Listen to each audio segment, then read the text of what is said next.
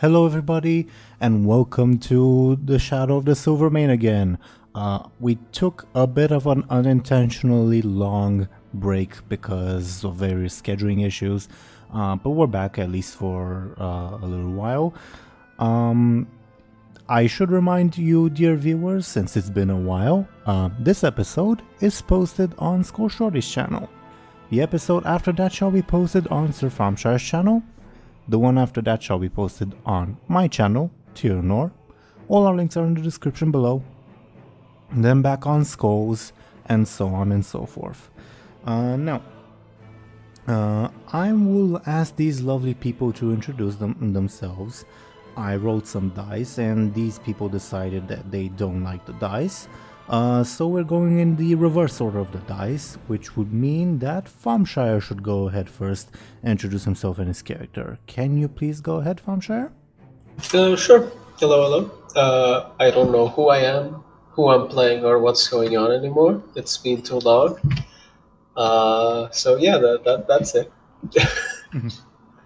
The viewers don't need to worry, they can see all that stuff on screen. So it's only an issue for us. I suppose.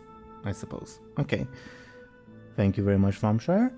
And next, according to the reverse dice, would be the very owner of the channel you all are watching this on, Skoll Shorties.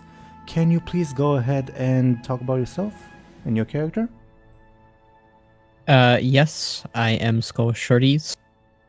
And I am playing as the lovable ogre pirate Buhd, who is potentially going to be soloing a boss shortly.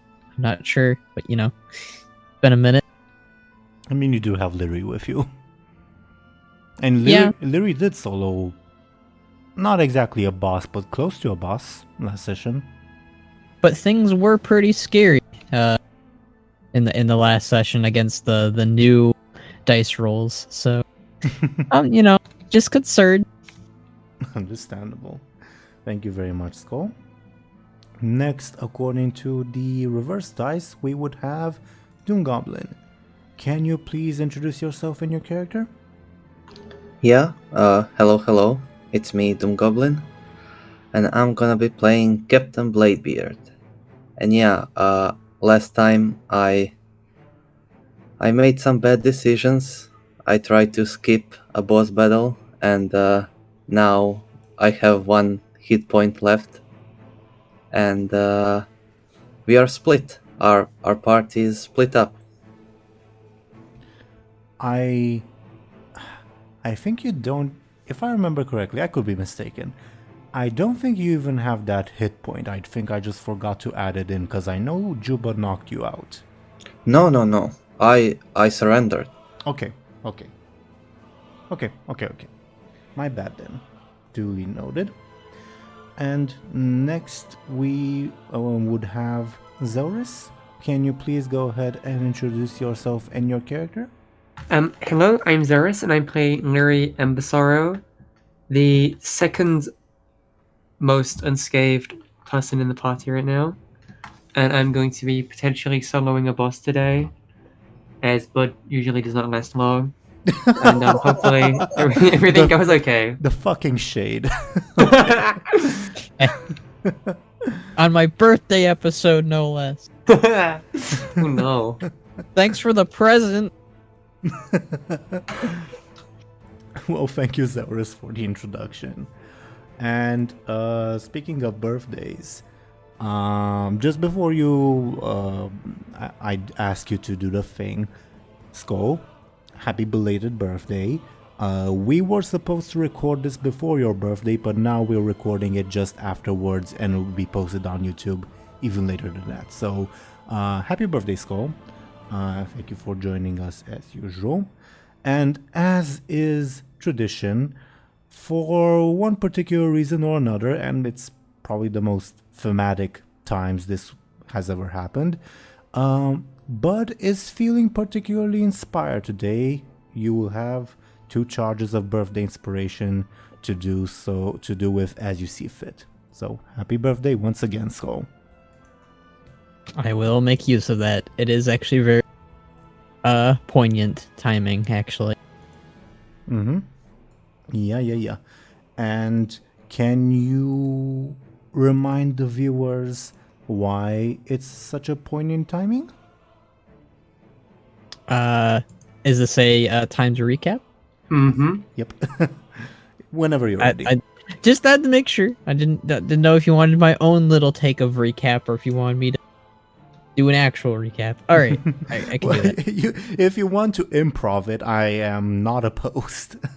I don't think you want me to improv because I don't really remember. It's been that long. I think Okay. it's been like at least 2 weeks. Please go ahead.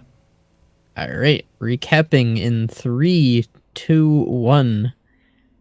Freshly arrested, our 4 heroes set off to rescue Lady Whitley's captive ogres. Joined by the SI-7 agent Marika Trix, their plan was to head through the Brawlers Guild into the tunnels leading into Lady Whitley's compound.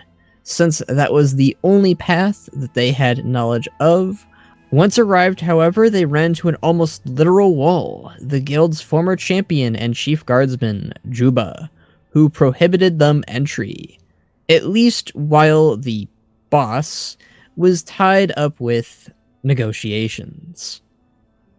Undeterred, our party sent Sin Lyri Embersorrow to sneak into the ventilation shafts.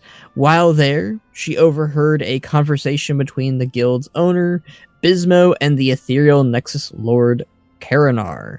Bismo convinced Teeironor to continue sponsoring the guild tournament and promised to procure new teams to compete. The Nexus Lord, momentarily satisfied, decided to go and take a stroll through Stormwind. After they left, Lyri got into conflict with Bismo and his warlock assistant, a woman named Emilia, whom she eventually managed to defeat by amputating her arm. As the battle raged, Captain Buhd, fed up with waiting, decided to charge Juba and the guards, while the ogre eventually made his way past and managed to blow off the guardsman's head.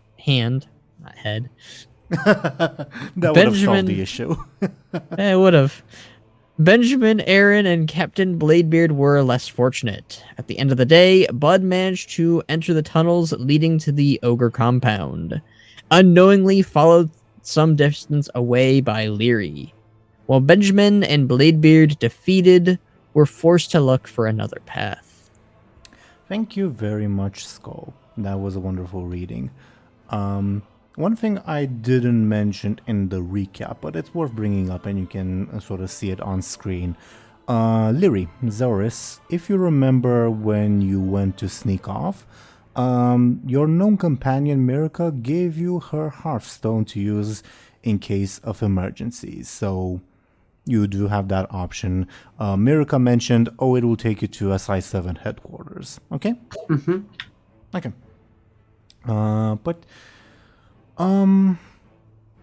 I suppose I should mention before we jump into any particular scene. You guys, except for Benjamin, are all very wounded. Well, yeah, pretty wounded.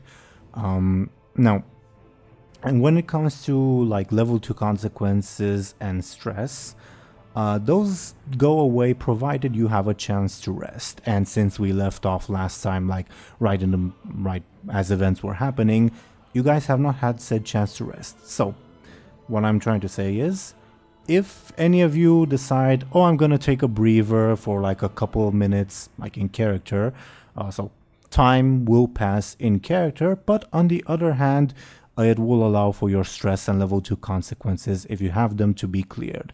Does that make sense for everyone? Mm-hmm. Yeah. Can I also ask?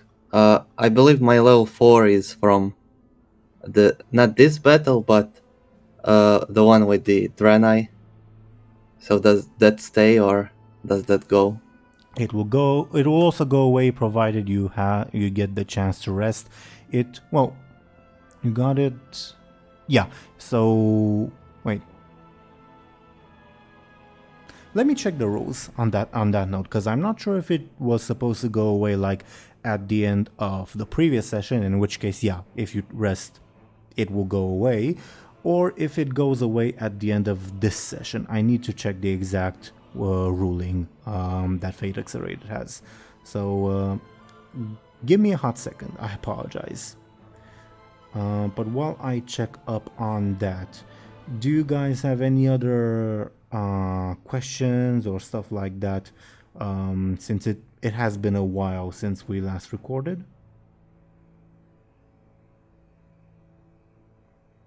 DoomGoblin, I just checked the ruling. It was supposed to go away at the end of the previous session, so if you take a rest, it will also go away now. Okay? Yeah, amazing. Mm-hmm. So my question stands. Does anyone have any questions before we get into things? No, I don't think so. Nope.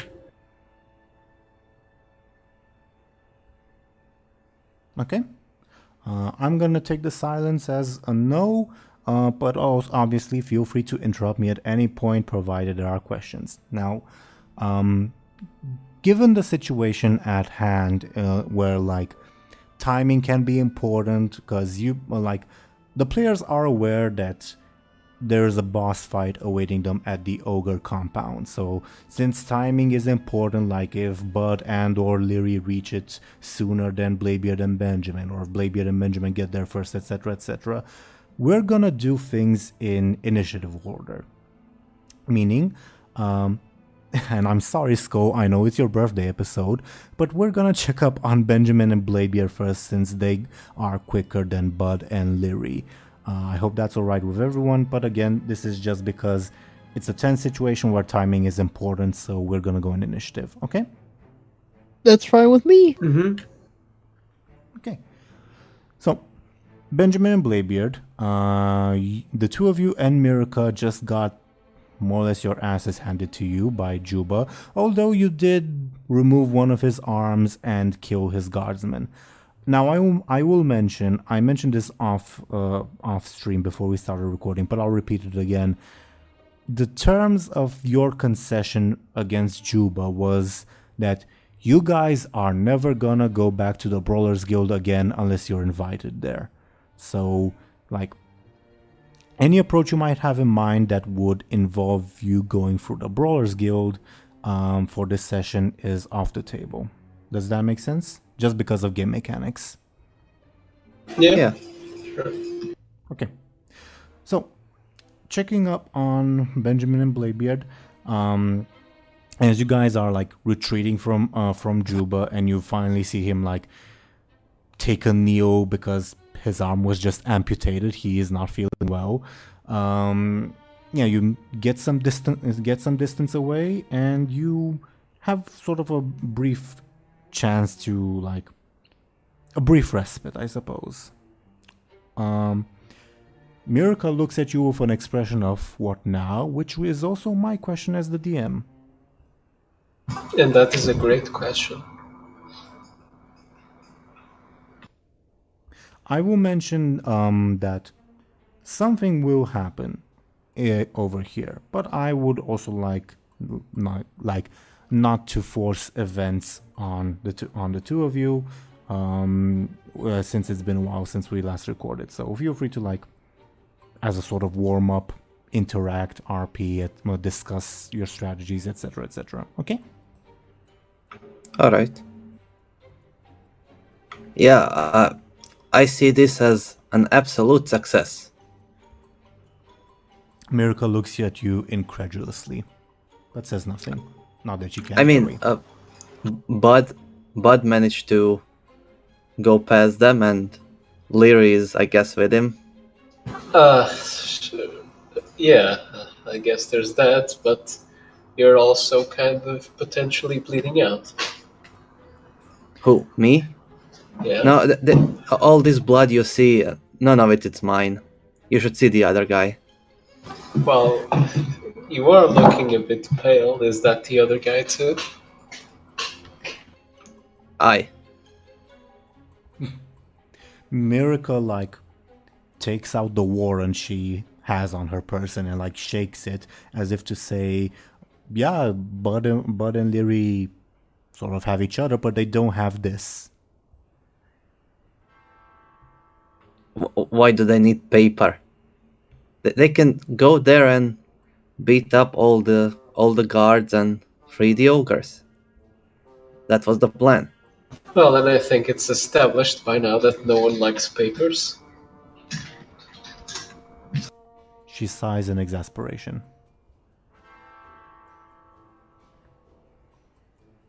And sits down, like, dejectedly on the floor. So, should we try to find another way to the ogre hideout, or should we like wait for them in a tavern or back in the keep? Well, ideally we should find a way to join them, but without Buhd, it's gonna be hard.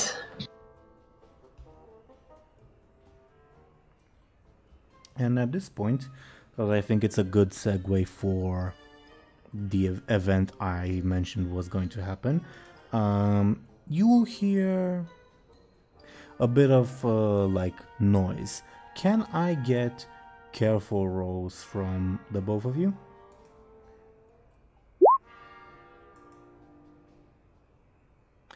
Okay. Benjamin, your stunt would apply above board because the viewers can't see this at the moment. Bladebeard got a 2, Benjamin got a 4 with his stunt. And Benjamin, with your stunt applying, that is sufficient. You will see this individual crawling out from one of the deep run tram vents, proudly holding a rat they have apparently caught, and apparently singing a little tune to themselves as they munch on it. I kind of just poke Buhd with my elbow. No, sorry, Bladebeard with my elbow. Ow! I mean, yeah, I'm fine. What's up? I just point at the strangely green gnome coming out of a vent. Oh, it's a leper gnome. Don't touch him. Prime, follow the prime, and in the end, all be fine. Up and up, consecutive it goes. Where it stops, nobody knows. Left and right and forward, not back. We'll all end up on the right track. And he keeps mumbling that little song to himself. It fit right in with the Buhd Buccaneers. Or he could be a leprechaun. They Oh, bring what? luck. They bring good luck. Miracle looks offended.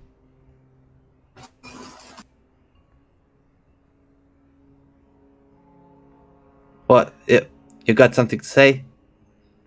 She shakes her head no, very tiredly.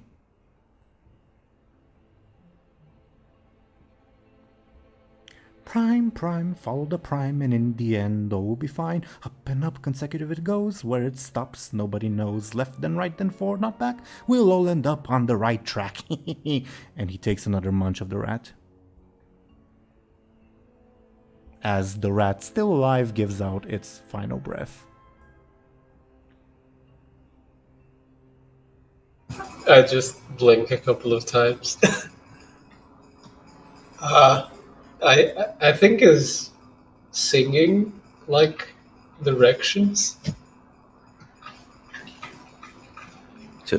To where? Maybe directions to the end of the rainbow. With a pot filled with gold. I still don't know what you're on about, but why don't you ask him since you're so eager? I don't know, he could be a leper gnome.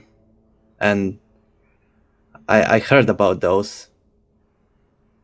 Very diseased folk. Miracle writes down, best to avoid them. Well, Bladebeard has interacted with much worse. He'll be fine. And I can just push him in the direction of the gnome.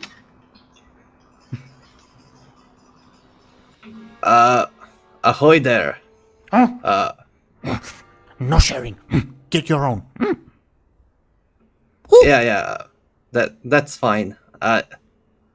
What's your name, lad? Prim. Prim. What? What was that? Prim. Yes, name Prim. Prim? Ooh. Get your own. Not sharing. So, can you bring us to the pot of gold? Can bring you to pot of rats. Yes. Ooh. That's not as good as pot of gold. Ask him where the rats are. Ooh. Why? Not sharing with you either.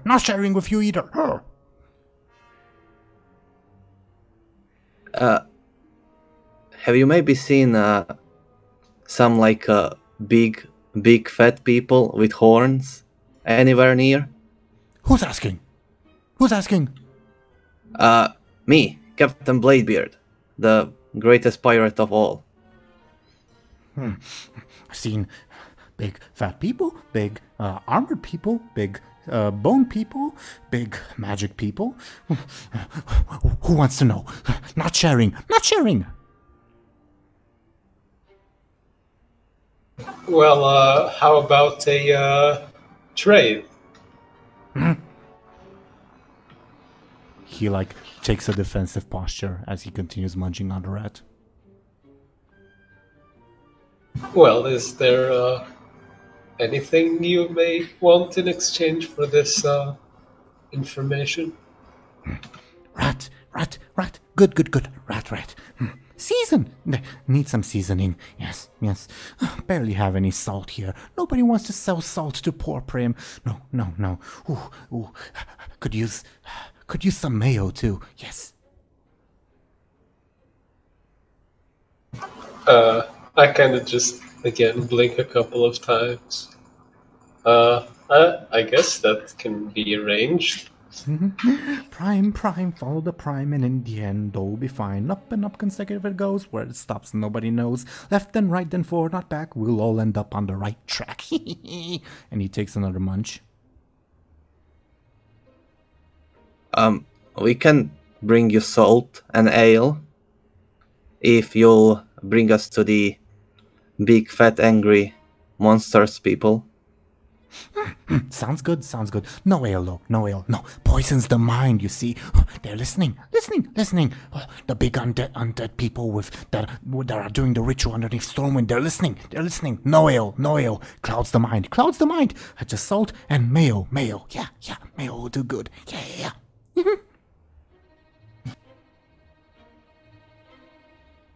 You know, I'd say he's crazy, but there are actually some strange people doing some strange rituals under Stormwind. Undead people. In Stormwind. Prime, One follow the prime. dwarf In the end, all lady will be fine. Up and up is consecutive dead. goes, where it stops nobody knows. Left and right and forward, not back. We'll end up on the right track.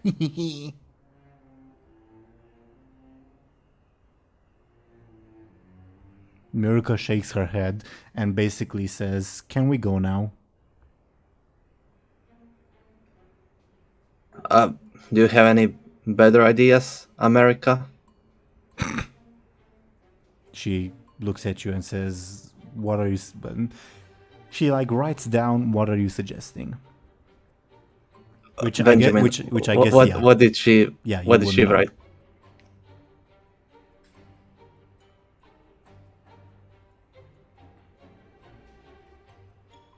Thompshire? Well, I'm just saying that we don't necessarily have any other clues. She sighs and makes a motion as if go ahead. If, you know the motion. With her hands.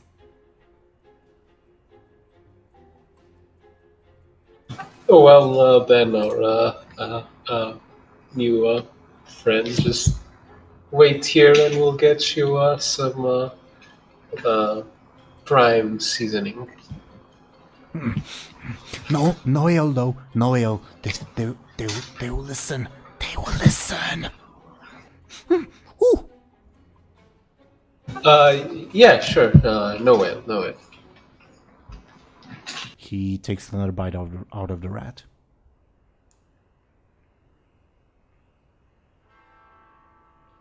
And like watches you like warily, like all this time, like he's been sort of distracted, but he's always been like staring at you guys like, are you gonna try something? Am I gonna have to do something? Yeah.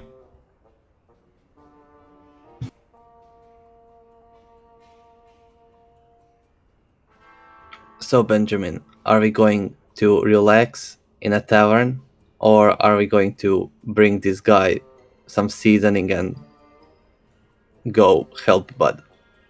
Salt and mayo, he yells out. Aye, yeah. Ooh! Well, I guess you can rest for a few minutes while we arrange this.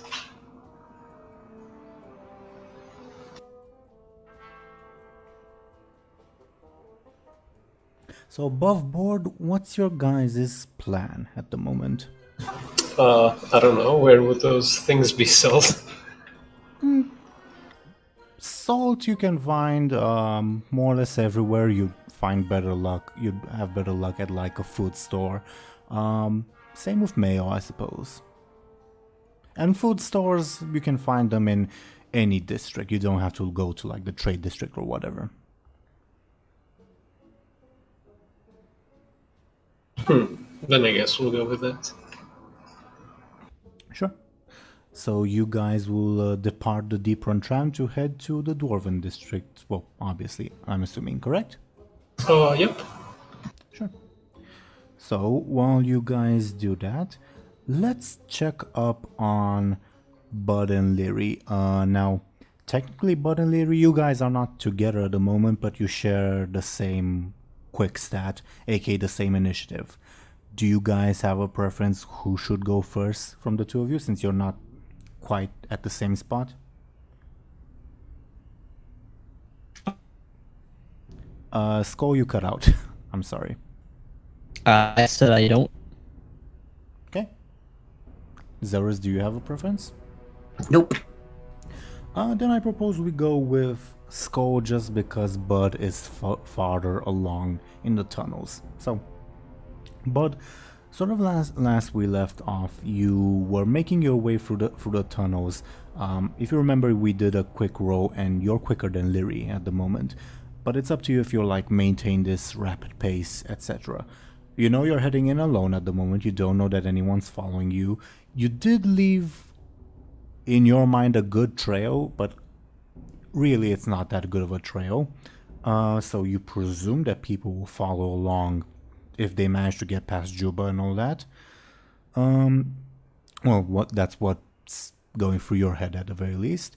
But yeah, as you walk through the tunnels, these tunnels that you've walked through before but in the opposite direction, what's like going through your mind? What's your plan? What's up with Buhd in general? Well, he feels very inspired today. Wonder why. I wonder why too. I do think that he going to wait a little bit for them before they do anything further. He's not exactly the planning type, but he's not. Well, he did rush ahead, sort of, but he was told to do that. And he was told that they would be right behind him. So, for the moment, I think he is going to wait for some of them to catch up at the very least. Because he expects a really big battle between the ogre warlock. He at least suspects he will be a challenge. So, I would say I'm guessing you're gonna take a short rest to like recover your like stress points and stuff like that. Yep, Buhd will literally be sitting down and waiting. Above board, like you can wait for as longer or as little as you'd like, but I think I'll ask you to wait for like, say, in-game time, like 30 minutes or so for the stress to go away, if that makes sense. I think that's fair. Okay. So while you like sit down and wait in these not quite but fairly close to pitch dark tunnels, Lyri, as you'll go through the same tunnels, you will probably see Buhd in the distance, like sitting down and probably like taking a short rest. Awesome. As you finally catch up to him. I kind of... Wait, can I, like, sense that this is the real Buhd, right? This is some kind of illusion. I mean, give me a careful.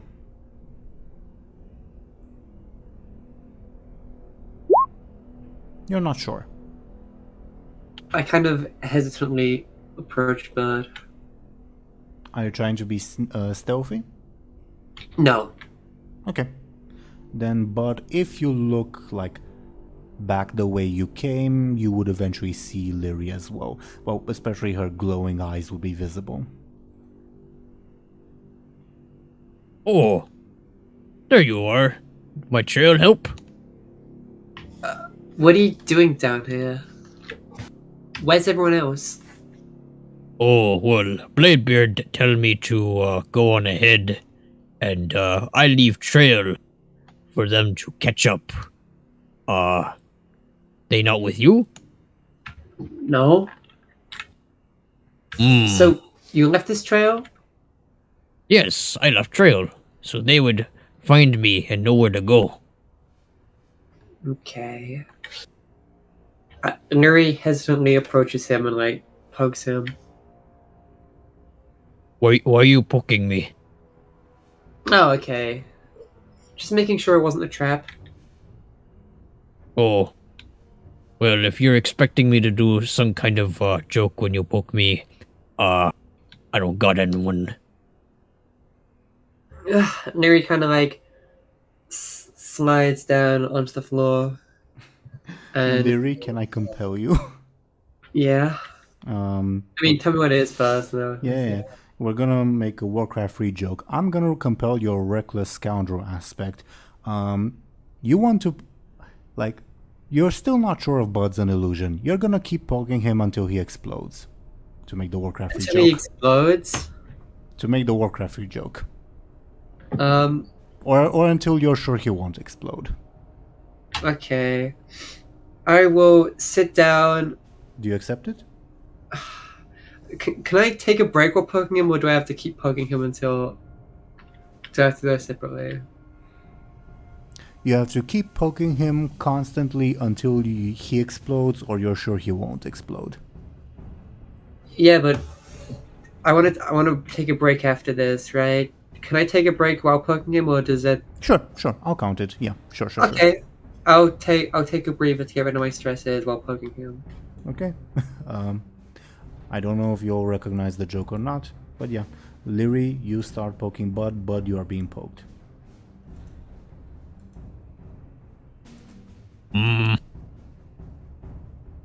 So, any plans on how to infiltrate the ogre prison, huh? Well, not good at infiltrate, but good at attacking, poking me. Do you remember our plan from earlier? Not really, but I remember we going to save ogres. But stop poking me. How can I be sure this isn't a setup? Setup? Mm-hmm. What do you mean? The real Buhd would have had a plan.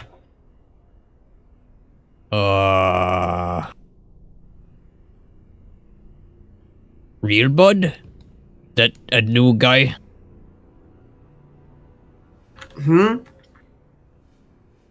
Well, I'm Buhd, and there's another Buhd. Is there another one named Buhd?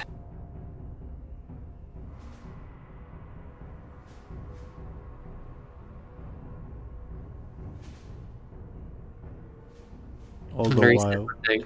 all the while, Lyri has been poking you. Yeah. Stop that. Hmm.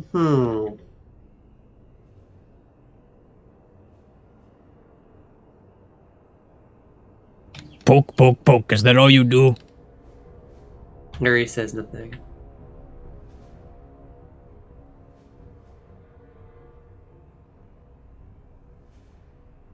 Bud's that kind of ogre. Mm-hmm. I can tell. Is it ogre yet? Hmm? Sorry, I'm just taking a break, you know? Taking a breather, right? Get on with it. Huh? You keep poking me. Poke, poke, poke, poke, poke. That's all you do. Huh? Huh? So angry. Huh? You poke me one more time, I'm gonna turn into a piñata.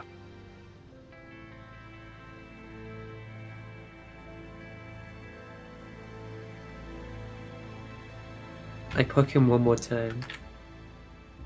Ah! Bud explodes in a shower of guts and gore. Lyri, you have accomplished your goal. Well done. Thank you. Okay, what's it gonna be This is how- facing? This is how Bud dies. Yeah. What does actually happen, Skoll? I imagine Bud roars and He does the roll. he does the ogre shrek roar and proceeds to poke Lyri back. The roar echoes across the tunnels. It will probably be heard. Uh-oh. Lyri kind of takes a step back. Oh wait, she's sitting on the floor. She like scoots backwards, I guess. Awkwardly.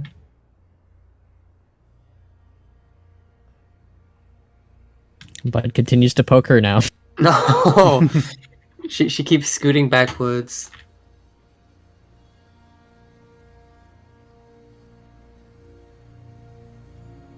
Okay.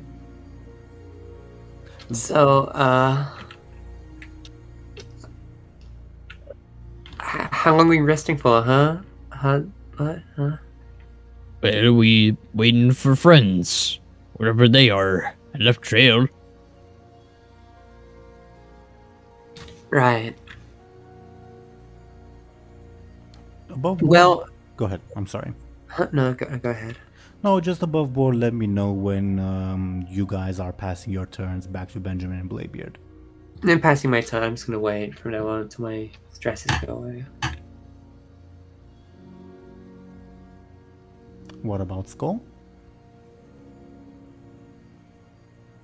What was the question? Just let me know when you guys decide to pass your turns back to Benjamin and Bladebeard. You're also free to continue.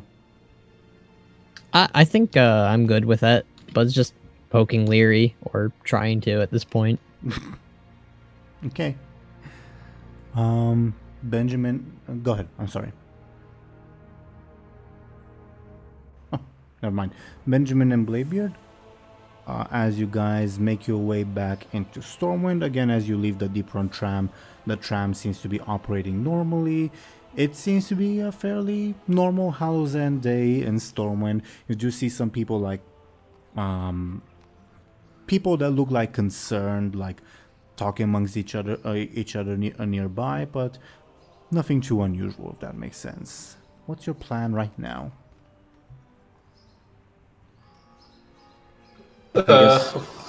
Yeah, we're gonna buy some salt and some mayo. Can both of you give me carefuls? Benjamin, your stunt would apply to see if you find a good store nearby. Benjamin, you find the shit out of that store. Yeah, it happens to be like Just just you have to cross the street to get it. My bad. Convenient. And as you enter, let me do a roll, I guess.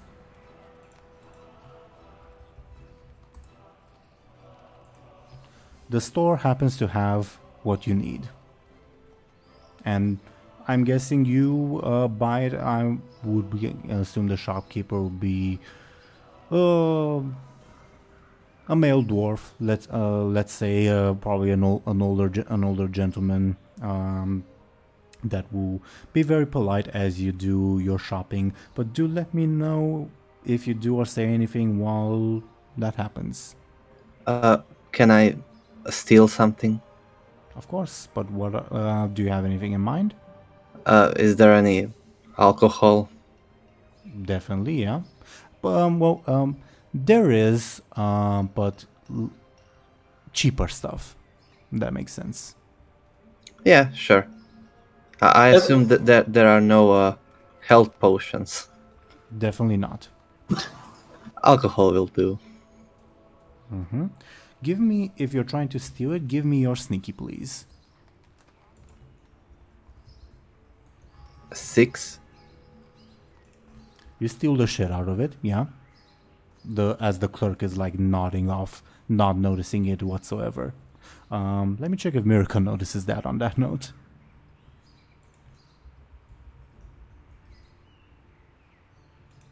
She does not. Benjamin, would you like to try to notice that, or? Sure. Then give me a careful with your stunt applying. So no, you do not notice it either, unless you want to spend fate points. No. Mm-hmm.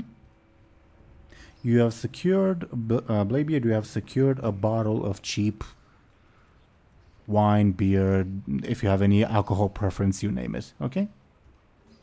Alright, I don't. A bottle, that's what I said, a bottle. Yeah, okay. So, while Bladebeard is doing that, I'm guessing, Benjamin, you look for the salt and mayo, and Mirka is like looking at you like, and you get, from her expression, you get that she disapproves, but is following along. Well, while we're here, anyone hungry? She looks at you with like a "Are you serious?" look. I am serious. She mumbles to herself, but like probably will like pick up an apple and like ruffle through her bag to purchase it like legally, if that makes sense. Yeah, unlike Bladebeard. Yeah. So I'm guessing you would go to the cashier, who will nod off. He's a very sleepy older dwarf. You could probably like sneak off the entire store if you tried by him. And yeah, you have secured salt, mayo, an apple for America, and a bottle of cheap wine, I suppose, for Bladebeard. At the cost, it probably costs like just a couple of coppers, so nothing that will break the bank. Make sense? Yep. But oh yeah, do you have money, Benjamin? I mean, since I got my stuff back from Buhd, I assume so. Sure. I will mention like your stuff like spilled out on the floor. But when you were picking up Benjamin's stuff, would you also have picked up like his money? Like the coins off the ground? If Buhd saw that it was from Benjamin's thing, he would put it in there. So there might be something that he doesn't own that's in there possibly too. But yeah, I'm pretty sure Buhd put everything in there. He was very... Charlemagne is actually inside my bag. Can you do me a careful, Buhd? We'll apply it retroactively. If he gets a 10, I have Charlemagne. Okay, with that roll, let me also do a roll.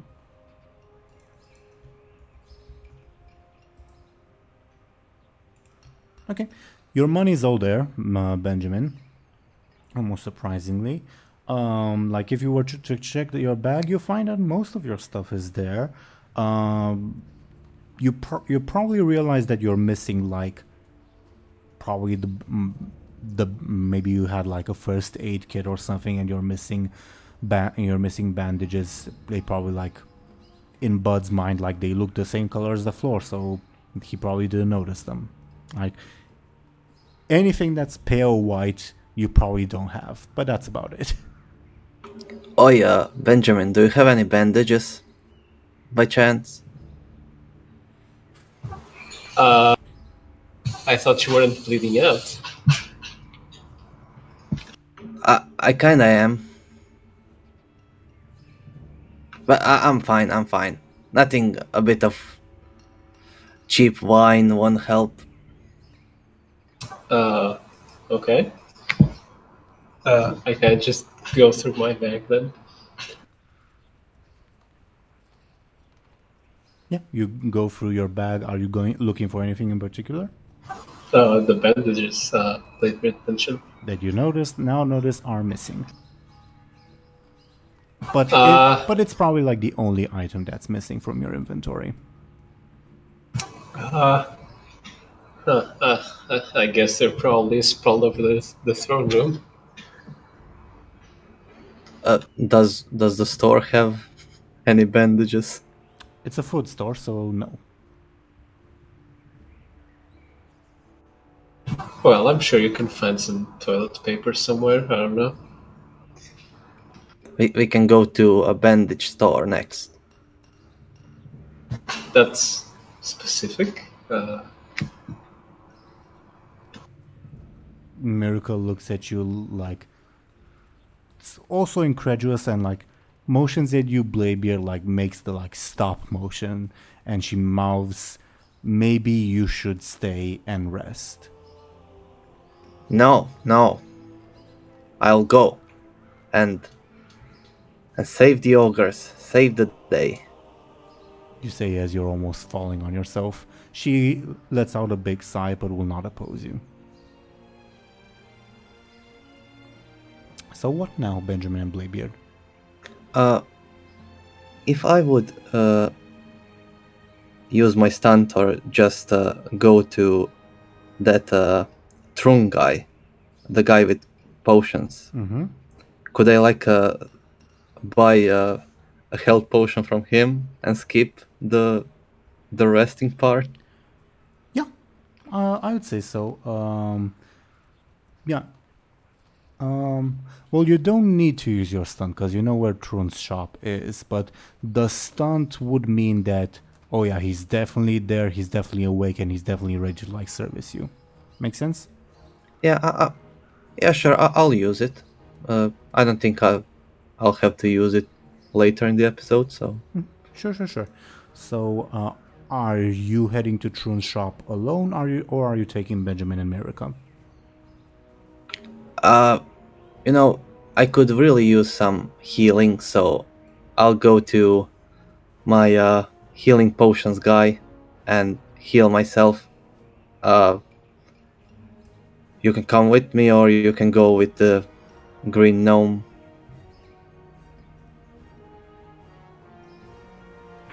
Miracle, like, takes a few steps, indicating that she's going with Benjamin.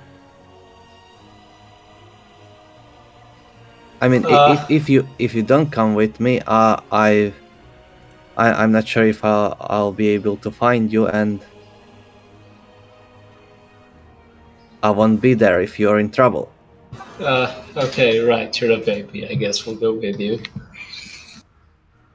Okay. Trun's shop is like a couple minutes away, so it won't take that much in-game time. So we'll stay on your round currently because Buhd and Lyri are resting for like 30 minutes. Is that alright with everyone? Unless Buhd and Lyri, you'd like to interrupt your rest and do something else. I don't think so. Okay. So Benjamin and Bladebeard, you go to Trun's shop, correct? Yep. And now I can finally put him on screen. I'm very proud of how I designed Troon. I hope you guys like him too. Yeah. As you enter the shop, Benjamin and Bladebeard, you're assaulted by almost immediately by a very, you know, that like pharmacy smell. Well, think of that, only like it also smells like freshly baked cake and like some narcotics that you may have smelled in your youth. So it's a barrage of different smells. As with Bladebeard using his stunt, you'll see Troon is happily working at his counter, while there is a seat in front of the counter where you will see this person soundly asleep in that seat. And Troon says, "Oh, welcome.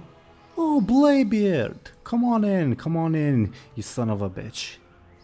Bladebeard, Oh. you son of a bitch." Oh, hi, Troon. I'm here on a official alliance business Of course. to your with this SA7 agent, the gnome. I'm here in your. Troon looks at you with like an expression of pure horror. We are here to buy. We are here in your legal store to buy Perfectly- illegal stuff. Perfectly legal. Of course. Perfectly legal. Yeah. I got. Troon like stares at you, Benjamin, because he thinks you're the SI7 agent, and he like, you see like absolute terror in his eyes. I may or may not be enjoying this. Don't worry, everything is fine. I just need. I just could use some. Of course it's fine. Why wouldn't that be fine? Yeah. Yeah, I got hurt pretty badly. I could use some healing magical potions stuff. I can do that. I can do that. All the while he's been staring at Benjamin. He hasn't even looked. Other than the beginning, he hasn't looked at you, Bladebeard. So like he's not even acknowledging. Oh yeah, Bladebeard's wounded, and he like begins rustling something behind the counter while still staring at Benjamin. Hi. Healing potion? Only the strongest healing potion for good SI7 folk, aye? Aye? Aye, right, Benjamin? Yeah, of course. Right. Well, that'll be 50 silver, please, for this fine healing potion, perfectly legal, made out of ingredients created by local farmers and nothing else. Yep. You can send the bill to the crown. Now he looks at you, Bladebeard, and he says, "What the fuck do you mean?" All right, I'm kidding. Just I'll pay you later. All right. Holy shit, Bladebeard, what happened to you? He now notices your wounds. Oh, don't worry about it. No big deal.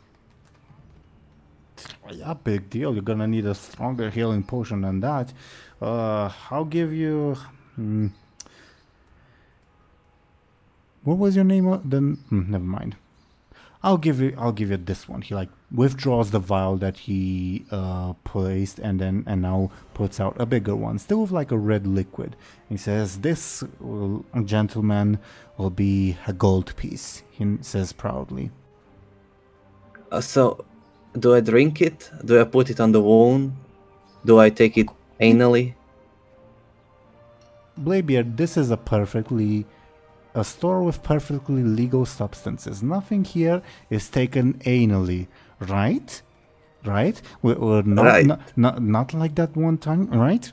All of it is ingested, right? No anal stuff. No anal stuff here, right? Right. Okay. All right. I'll drink it, I guess. Well, he like stops you. Oh, a gold piece.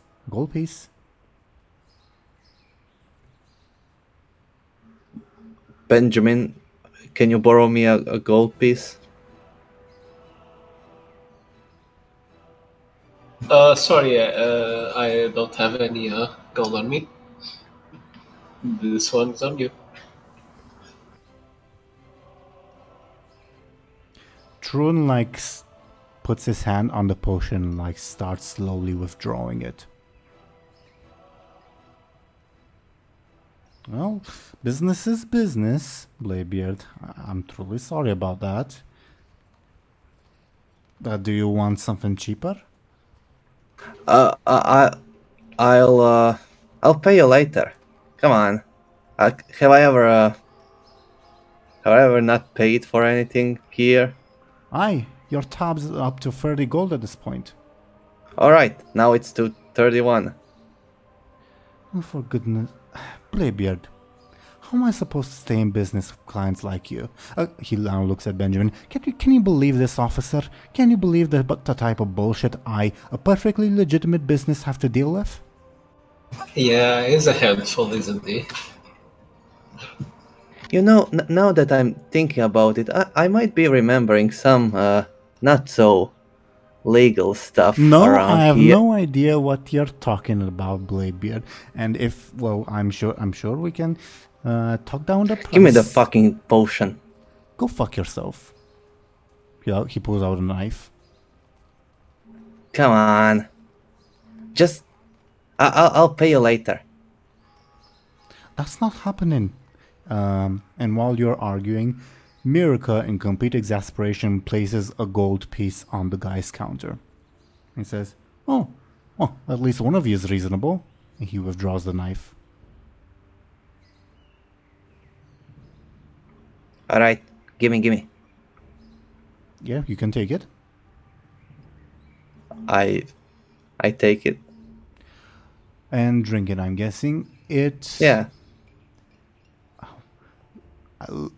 I should have thought of this beforehand, but let me look up, in-game, alchemy-wise, what healing potions are made of, so I can tell you what it tastes like. But TLDR, it will restore your wounds, okay? Great.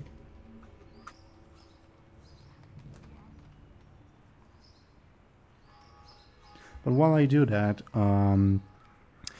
Benjamin, do you do anything else in this store? Are you interested in anything else? Not particularly. At this point, it stopped being funny. Sure. You definitely notice some stuff on the shelves that's you're sure aren't legitimate healing potions. And you probably see that Mirka notices it too, but is too busy to deal with it. And you also notice the passed out lawyer in the seat. Yeah, that's probably the most normal thing in this store. Yeah. Bladebeard, the potion tastes like a very dark tea, but a more earthy aroma, if that makes sense. But then at the end, there's a slight kick to it. Okay? Alright. But if any of you are paying attention to Bladebeard's body, you will see the wounds close up and heal up, and I'll remove your level 2 and 4 consequences and your stress. Okay? Alright. Trun will say, "See, Trun's alchemy is the best stuff in all of Stormwind. Nobody can compete with it." Aye. Yeah, of course. I've been praising your name and your store all over the world. Oh, cut the fucking bullshit, Bladebeard. Well, you're a loyal customer, but I can smell the bullshit. All right. Also, what the hell did you do to him? Pointing at the lawyer. I've never seen that person before. Sure. That's why he said, "Oh, Bladebeard sent me to speak with you to help me to take the." He now looks at Benjamin. Take the healing potions. Aye. Forget I asked. I- Get the hell out of here. Forget I asked. Yeah. Thanks. Bye. Pleasure doing business with you. As he Always. as he visibly sweating shoos you guys off. Do you leave Troon's shop? Yeah. Okay. Where to now? Well, back to the leper gnome. Sure. This will take a couple more minutes. But in Lyri, there's still like a couple more minutes before your rest will be complete, so we'll still stick with Benjamin Bladebeard for now. But yeah, as you walk back to the gnome, the leper gnome in the deep run tram, you will see him crawl out of another vent with another rat in hand, and the rat is like struggling in his grip, and he continues singing to himself, "Prime, prime, follow the prime, and in the end all will be fine. Up and up consecutive it goes, where it stops nobody knows. Left and right, then forward not back, we'll all end up on the right track." And he snaps the rat's neck. Hello there. Who are you? Who are you? Agents of the Necromancer? Remember the mayo and the salt? Mail? Salt? Yeah, and mayo. He like crawls on all fours towards you. Mail? Salt? Yes? And no whale. His eyes like open wide. What do you want? What do you want in return? What do you want in return? Ooh! Well, you told us you've seen some big fellas with horns around, right? Broken horns? Yes. Ooh! Well, could you lead us to them in exchange for these Yes. fine wares? Yes. Follow the tunnels. Prime, follow the prime, and in the end all will be fine. Up and up consecutive it goes, where it stops nobody knows. Left then right then forward not back, we'll all end up on the right track. And he like extends a hand towards you. I use my left gloved hand.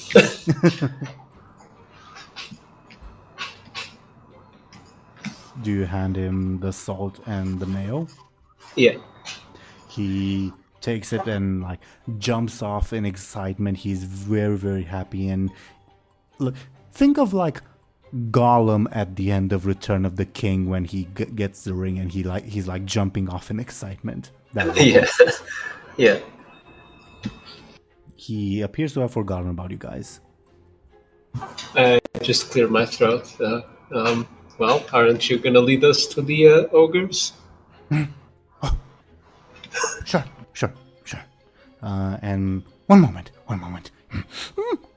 Necromancers are around. Spies. Have to hide this. Precious. Yes.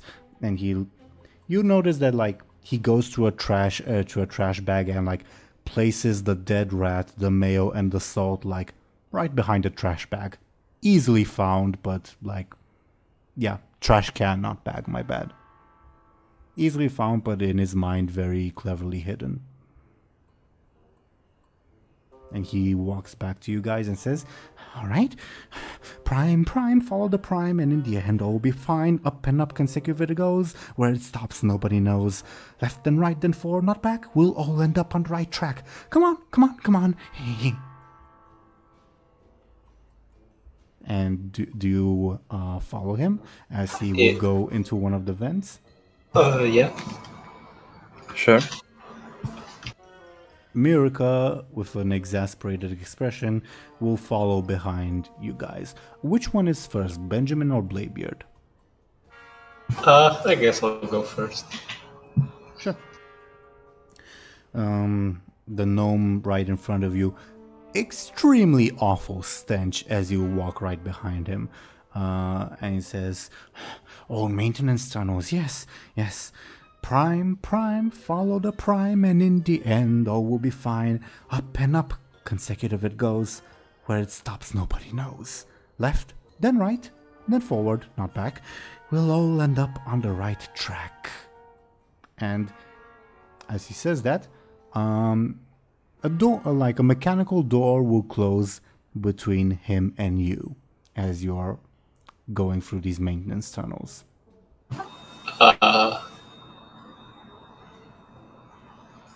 I think we're gonna die.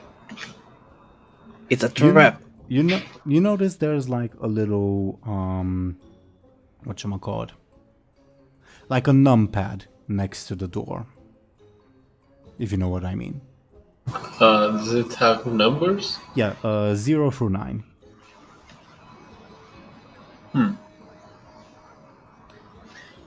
You hear the gnome's voice behind the door, growing more distant. Prime, prime, follow the prime, and in the end all be fine. Up and up consecutive it goes, where it stops nobody knows. Left and right and forward, not back, we'll all end up on the right track, and grows ever more distant. Can you type that down? No, I can't. Okay, then I guess we're dead. So, what's going on, Benjamin? This thing just closed up. And Can you? there's Does it have a lock? Can I lockpick it? it's like a thing with numbers. Maybe our gnomish friend can handle this. She Try 6969.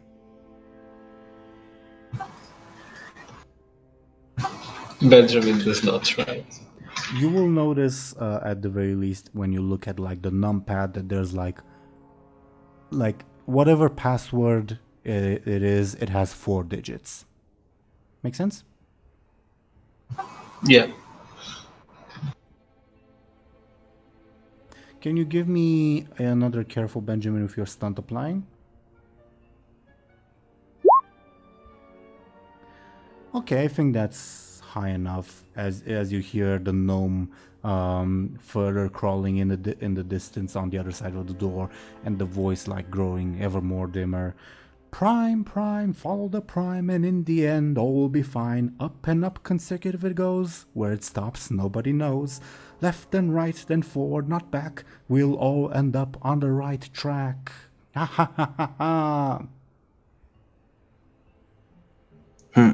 Maybe his song is a code, but I'm honestly too dumb to understand it. How many digits did the code have? 4, you will see.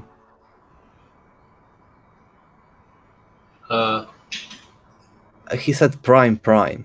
Does that mean something with numbers? Well, like a prime number.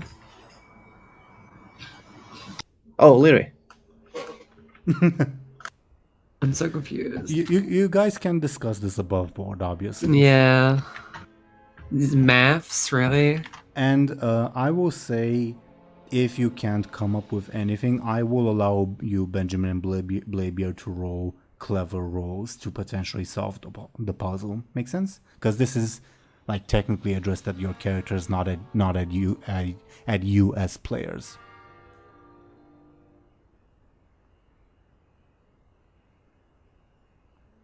Any of us know maths? No. Well, I mean, there's only so many, like, she said, the gnome said prime, right?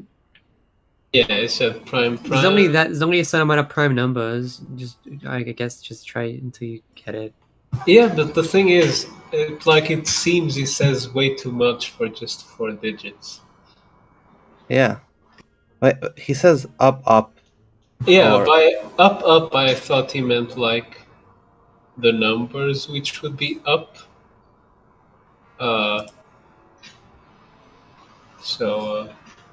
If you want, you can make another roll to try to listen to his mad song once again, but it'll be more difficult. Yeah, sure. Can I use my hourglass to play my memory of the song? Sure, but I will require a careful roll from you to see how well you remember it. Okay, apparently you remember it fairly well. Yeah, Bladebeard likes songs. Okay, You see audio only or video as well. Sure, video as well. Green gnome crawls like in between the two of you and says, Prime, follow the prime, and in the end all be okay. Up and up consecutive goes where it stops. Left, right, then forward, not back. We'll all end up on the right track. The memory is slightly warped, but it's mostly there.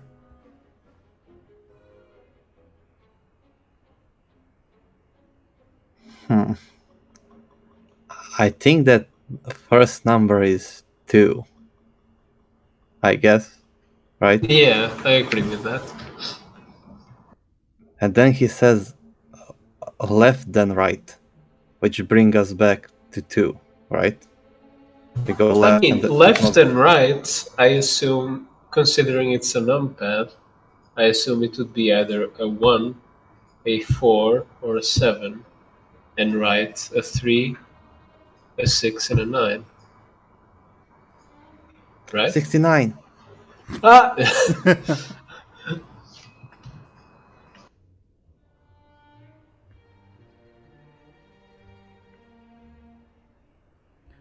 Also, feel free to roll clevers as your characters if you'd like. No, we're gonna crack this. Sure. And also feel free to discuss it above board. So, yeah, I think we're discussing it above board.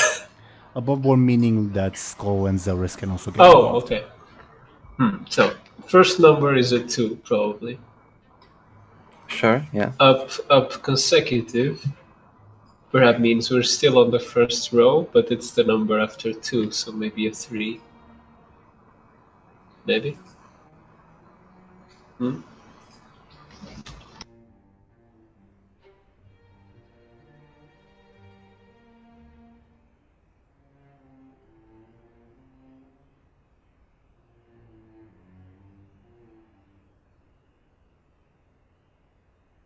And that's all I have.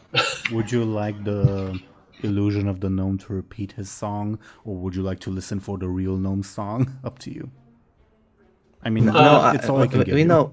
We know the song. We are just dumb. Yeah, I think I typed like most of what he said. Yeah, it's his Bladebeard says, we're just dumb. Just try. I don't know, 2, 3, 1. I don't know. What would be the last one? So left, right. Yeah, we've got like 2 and 3, but then we need 2 more numbers. Left and right, forward, not back.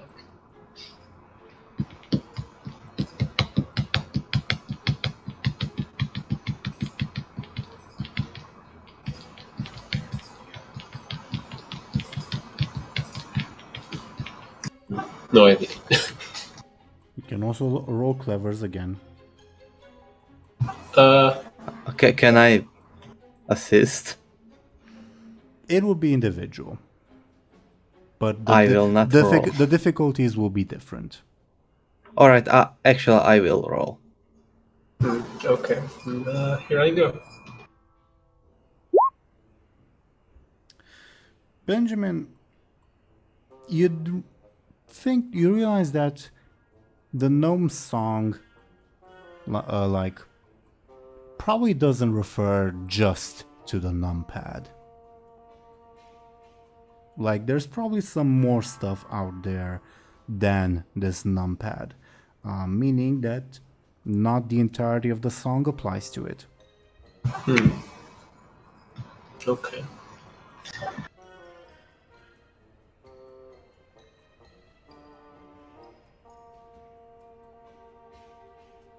Alright, Benjamin, try 111 and then 112 and then 113. Well, it's 4 digits. Oh yeah. Never mind. Do you have any ideas?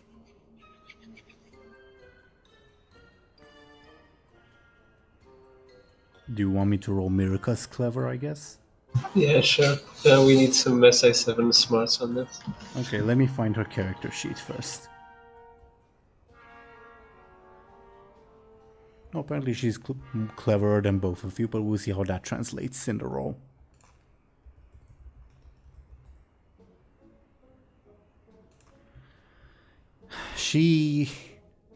With that, she thinks to herself as the image of the gnome continues mumbling the song, and she hesitantly presses the number 2 on the numpad. Well, I think we got that far.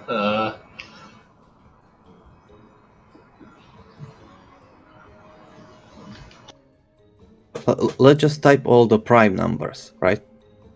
2, 4, 6, and 8. Well, I guess we can start with that. So what do you type in? 2, 3, 5, 7. Let's go with that. You type that in, and the door opens. Oh wow. Okay. Eureka? Mirka gives you a smile.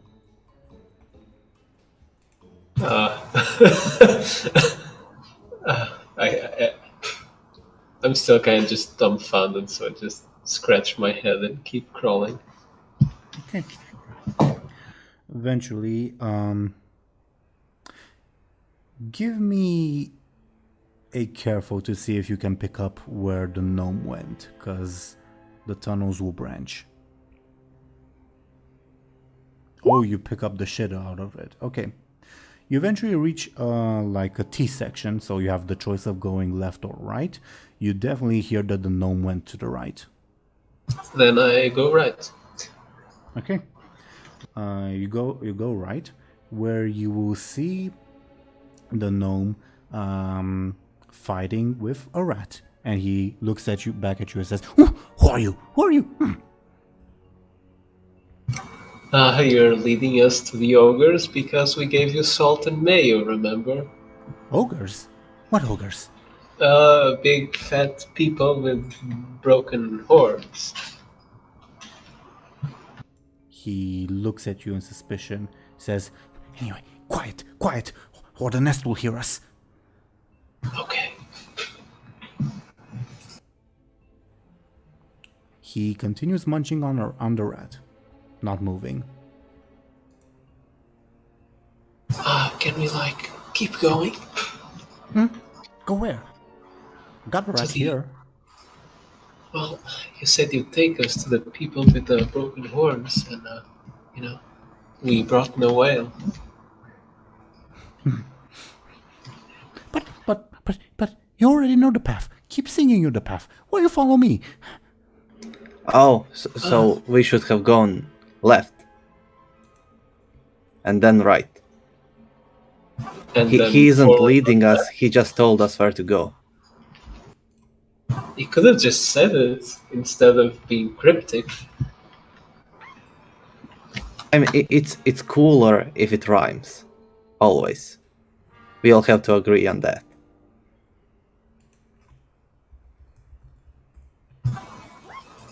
It's not the time. Oh, okay. Are we gonna die? We're gonna die, aren't we? You'll hear a very large rumbling. Oh no, the cult of the damned is coming for us. The gnome panics and tries to push past you and says, "Run, run, run, run! It's coming! It's coming!"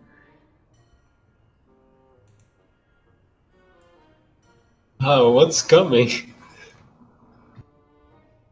As the rumbling gets louder, you will see just a massive swarm of rats coming your way. Oh god. How is the tunnel shaped? You're crawling on all fours. Yeah, but looking from where the rats came, is it a straight line? Did they curve around something? Yeah, they When you reach the T section, you went to the right. The T section, going from the right is like a straight path where you found like the gnome with a rat in his hand. And like further along would be where the swarm is coming as they like just round the corner. They will reach you in 2 rounds, let's say. So we see them. You do. Okay, I guess I'll be the one to die first then. Then I guess as I'm crawling back, I'm gonna try to like produce like this flame that's like constantly coming out of my hand to try to, keep them back before they, get roasted. We should have brought the cat.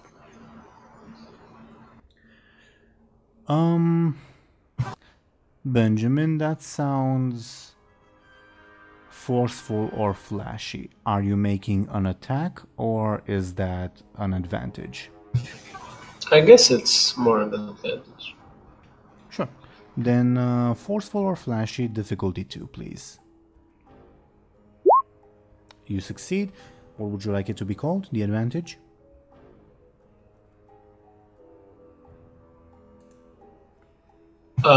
No idea. Okay. Light in the dark, I guess. I don't know. I'll call it. Yeah, very epic for a rat invasion.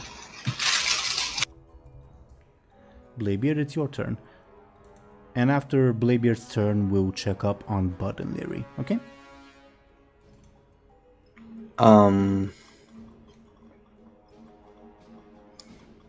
Are we fighting the rats? Or are we trying to find a way? They're coming at you, like they're 2 turns away. Rounds away, not turns, my bad.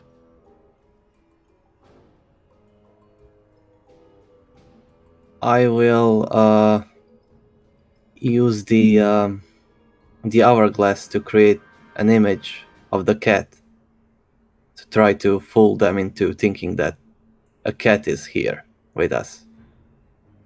Give me... Are you attacking or trying to create an advantage? I'm attacking, let's say. And give me a flashy attack, please.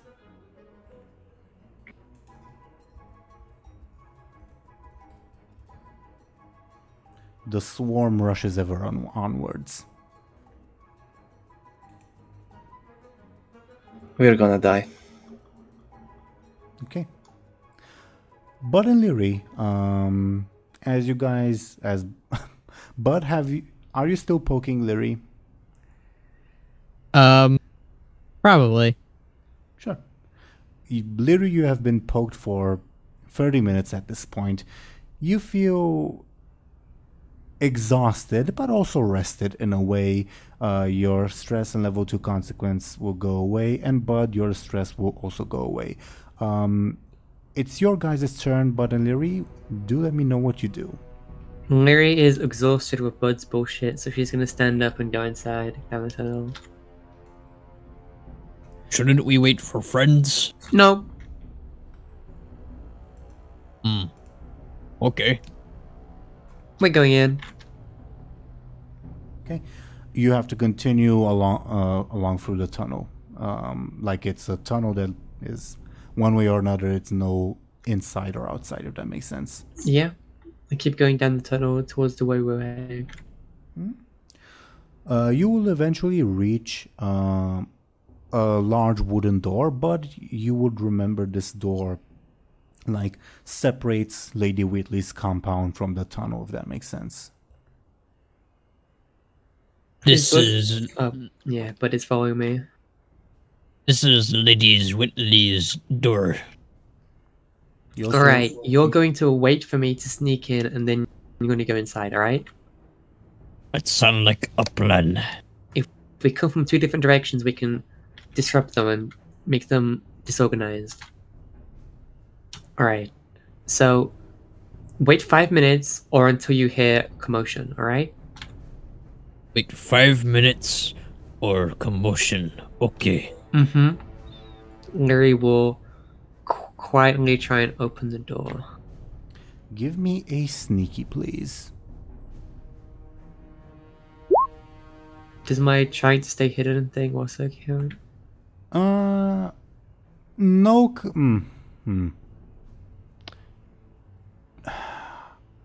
This I'm having trouble deciding because like this role mainly pertained to like the door being creaky or not, if that makes sense. Yeah, that's fair. Not exactly to you, but you don't feel badly enough that it's a loud creak, like you don't like awaken the whole building with it or whatever, but it is a creak, if that makes sense. Okay. As you go inside, you will see like the sort of main path, quote unquote, going forward, and two side tunnels, both leading to the right. You don't see anyone, ogre or human or otherwise. How far do these side tunnels go if I pair over? Both of them would lead to like maybe like both of them would be like 2 meters long, let's say, and it would lead to other wooden doors. I quickly go back to the door and whisper to Buhd, do I just go forward? Think so. But you would remember going forward would lead to like the main ogre place, and one of the tunnels to the right, you're not quite sure which, was like the place where you had that private conversation with the warlock. I remember lots of ogres, and one of the corridors led to evil warlock. Which way leads to... Oh, okay. Never mind. Lyri shakes her head and goes back. Okay. Lyri will go down one of the tunnels and try and quietly open the door. Like the side ones, right? Yes. First or second? Second. Like from your position going into the compound, correct? Yeah. Okay. You open the second tunnel, and you will see like what looks to be someone's office, let's say. Like there's a chair, like a table with a chair and lots of papers. Nobody inside, and you see like some whatchamacallit, drawers, I guess, like file cabinets. That would be a better word. File cabinets, not in the modern sense, but you get what I mean. Is anyone in there, and does it like connect to any other rooms? No and no. Okay, I will quickly move over and look at the papers. You read common, correct? Yeah, I believe Lyri does read common. Yeah, it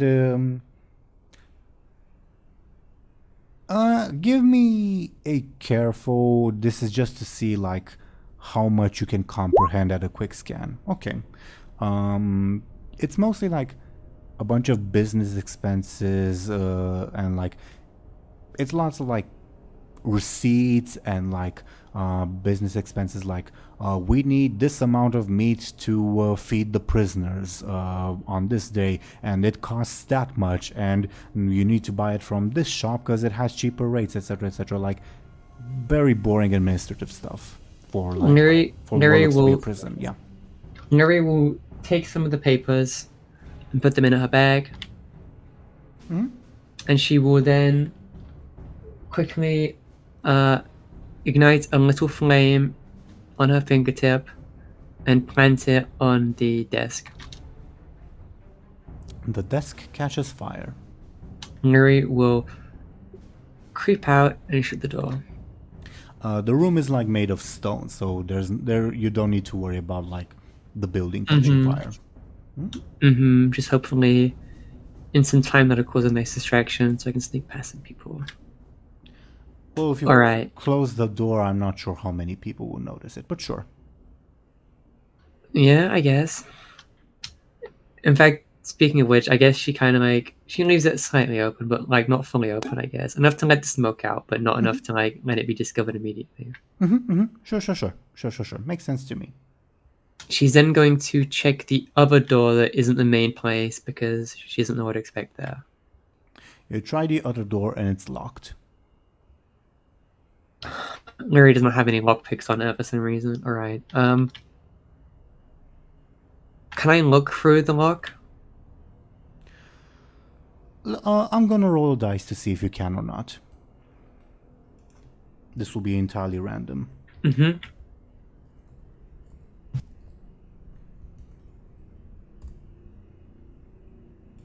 Yeah, you can. Yeah. And if you Okay, look, I'll you try and look look through the lock and through, see what's on the other side. if you look through, you will see. How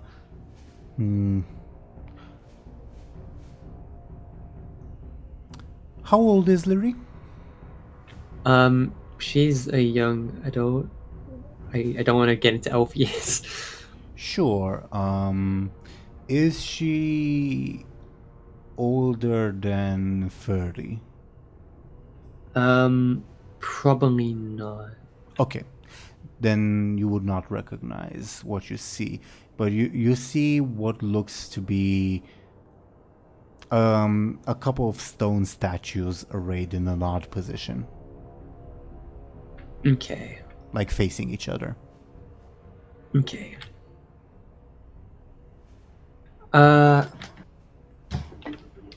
That's weird. Just the stone statues, that's all I can say. Well, if you're looking for a keyhole, yeah. It's I- limited it's not- vision. mhm. That's fair.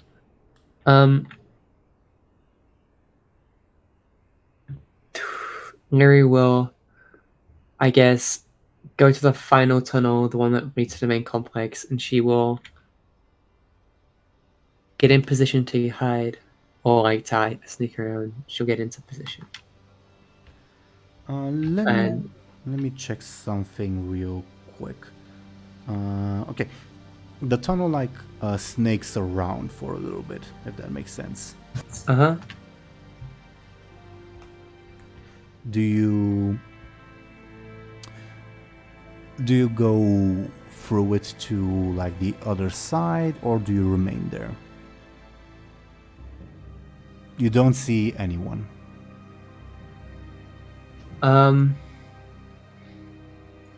Wait, I've opened the door and it's just another tunnel. Well, basically, like, there's the main tunnel that we're talking about right now, and there were two side doors to the right that you've just explored. Mm-hmm. And Yep. like this main tunnel, after the two side doors, snakes around for a little bit. And I'm asking, do you go all the way through it, or do you like stop and wait? I go all the way for it. Then can you give me a sneaky, please? Just my son. Okay. 11. Your stunt would definitely apply. Okay. Okay, I'm gonna need like a couple seconds to place stuff on screen because we have reached the quote-unquote arena for the boss fight. Oh no, okay. I mean, that's a very good sneaky roll. But after I place the stuff on screen, because I'll basically like tell you what's going on, we're gonna talk about whether whomever might be inside sees you or not, okay? Okay. So this might take me a couple of, hopefully not minutes, but talk among yourselves while I do that, okay? How many of us are gonna die today? Okay, I like the confidence. We're gonna be fine. We're gonna bring the rats to the ogres, and rats are going to eat the two-headed ogre. Sounds good. Good plan. If we don't die first, that is. We defeated gods. We can run away from rats, right? You did defeat gods, funnily enough. continue talking if you'd like. Oh no, it's this guy.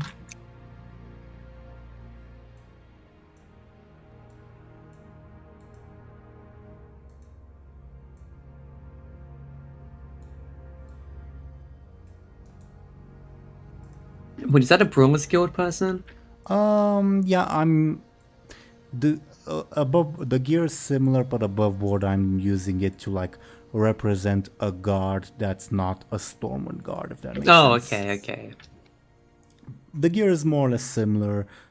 If Buhd were here, he would recognize them as the guards that have been like maintaining the compound, if that makes sense, and keeping like guarding it, etc., etc.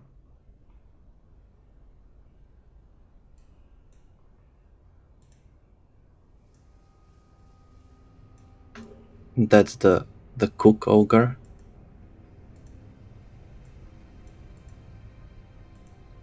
Okay. Lyri, as you enter, you will see a two-headed ogre like reclining on a makeshift throne that's really an oversized chair, and in front of him are these three guards and the cook ogre, like all of them kneeling down face towards you but like not looking at you, if that makes sense. The warlock looks like bored, and I'm gonna roll to see if he notices you. Okay.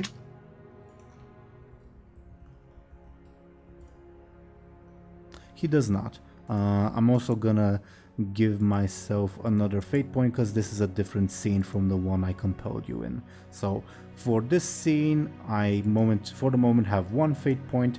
If and when Buhd joins you, I'll have two. Make sense? Okay. But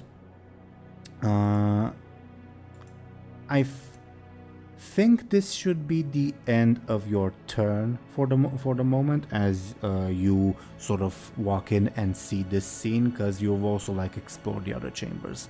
Does that make sense? Yeah, that's fair. Buhd, you see that Lyri has walked ahead. Yep. Do you stay? Do you wait for her? What's up? He's doing the plan of waiting for commotion or waiting 5 minutes. Sure thing. Then you will continue waiting, and we will check up on Benjamin and Bladebeard. On Mirika's turn, she's going to probably run away in a panic. On the rat's turn, they will advance. Oh wow! Is this a trouble aspect? I mean, it's a big ass swarm of rats in a tight Well, space. she should be like a righteous SI7 agent, ready to stand and defend innocent Stormwind citizens from an onslaught of rats. I mean, if you say so. Out of curiosity, I'm gonna look at her like aspects. maybe I misremembered her character. Let's see. No, according to her aspect, she would run away. Fair enough. But yeah, she skips her turn. On the rat's turn, they move forward. Benjamin and Bladebeard, it's your guys' turn. I agree with the gnome. We should run. Well, maybe you're right. Wherever we're going seems to be the other way anyway, so... Yeah, we should go left, then right, then forward, not back. Yep. Right? Alright. So, you're spending your turns like going in the opposite direction. Do you do something against the swarm, either in terms of advantage or attack? Not particularly, we're just running. Sure. Then can I get quicks from both of you?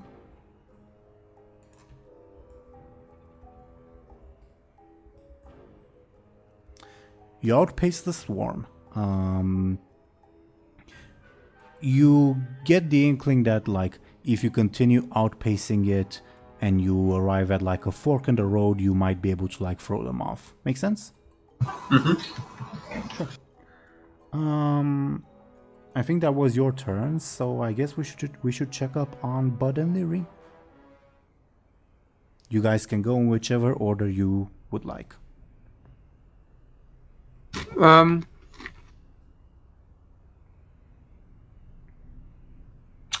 I see anything else from my perspective? Give me a careful.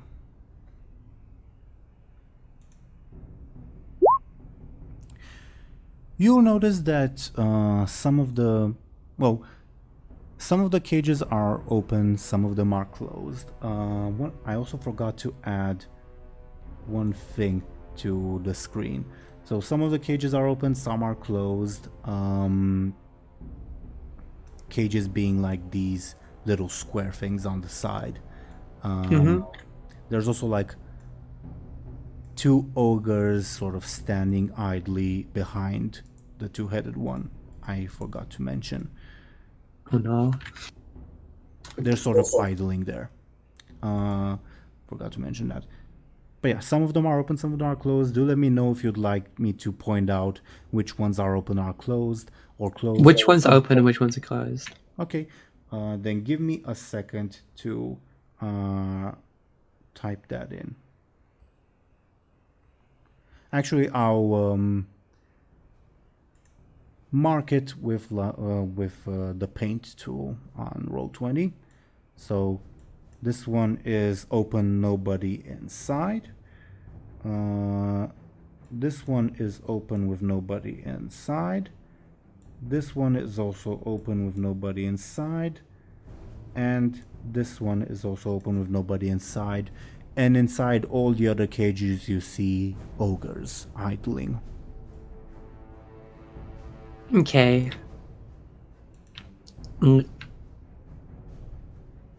Lyri will try and sneak into the open cell closest to the door. You should have control of your token, by the way. You should be able to move it around. I'm gonna try and move up here. Okay. Give me another sneaky with your stunt applying, please. 9.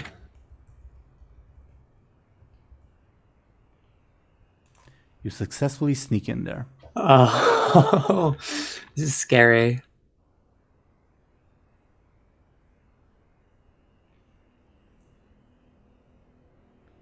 The ogres are idling. The warlock seems very bored. Lyri kind of tries to think to herself how long it will take for the smoke from the room to reach here.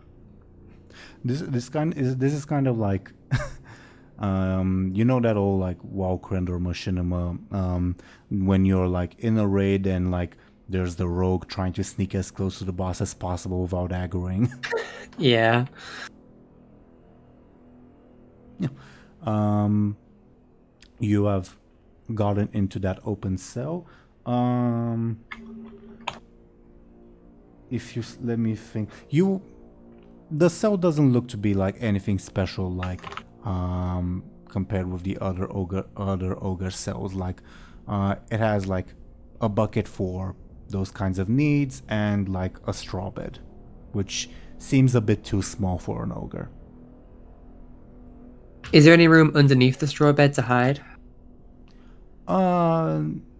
Probably not, because it's strewn out on the floor. You can you can try to, but it would be very obvious that someone's under it, if that makes sense. Yeah.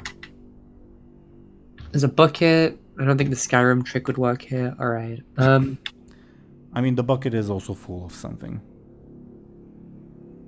Yeah. Lyri needs to either wait. I can't risk it. I'm cutting it so close. I guess I either wait for Buhd to come in or wait for the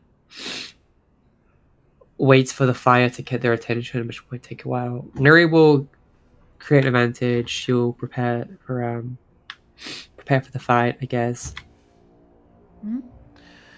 How specifically? she'll she'll sharpen her knives, I guess, a little bit as quietly as she can. Give me a careful roll difficulty 2 to see if you create it. You do create the advantage. Do you have a name for it? Just sharpen blades, I guess. Sure thing, sure thing.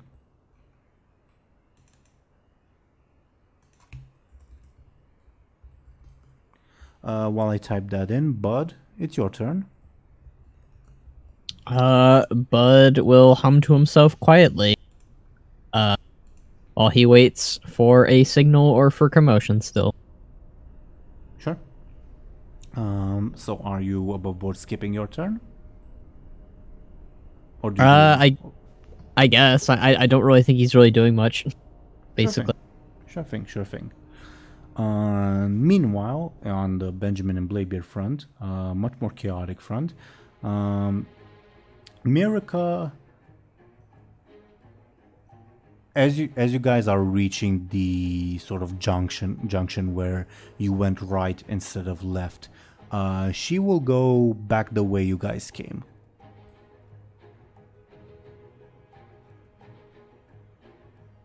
Does that make sense? Really? She's panicked. Oi, where are you going? That's the wrong way. She looks back at you. You have a brief chance to try to convince her otherwise. What do you say? Or do?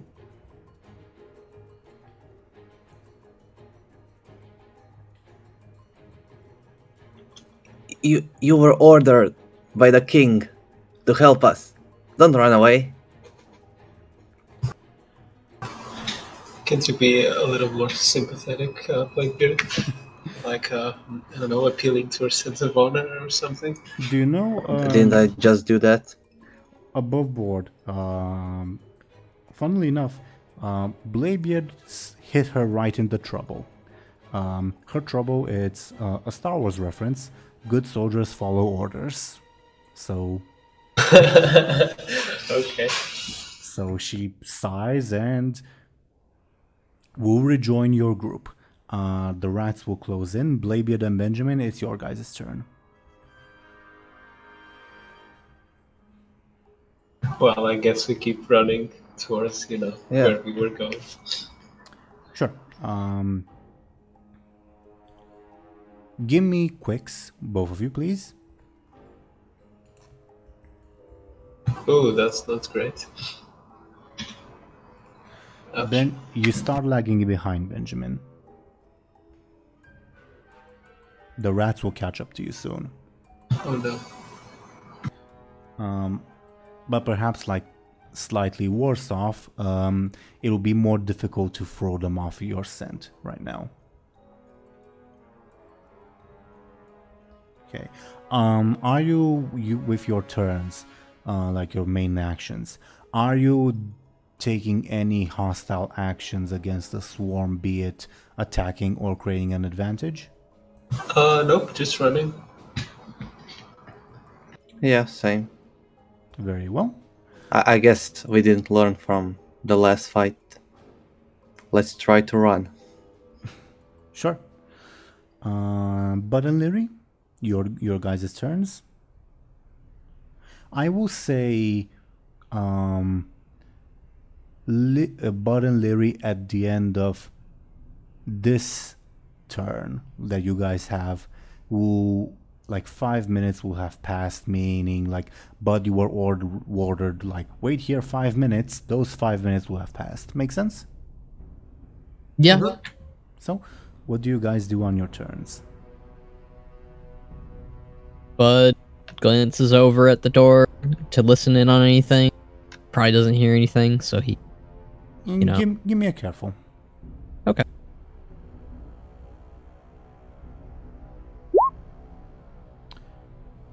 You do hear, but you're probably mistaken because that doesn't make sense.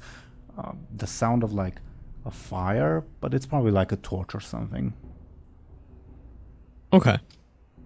I mean, this is just like probably your thought process, but you're free to act on it however you'd like. Bud's more imagining like screams, metal clashing, stuff like that in terms of commotion, so I don't think he thinks anything of it. Sure.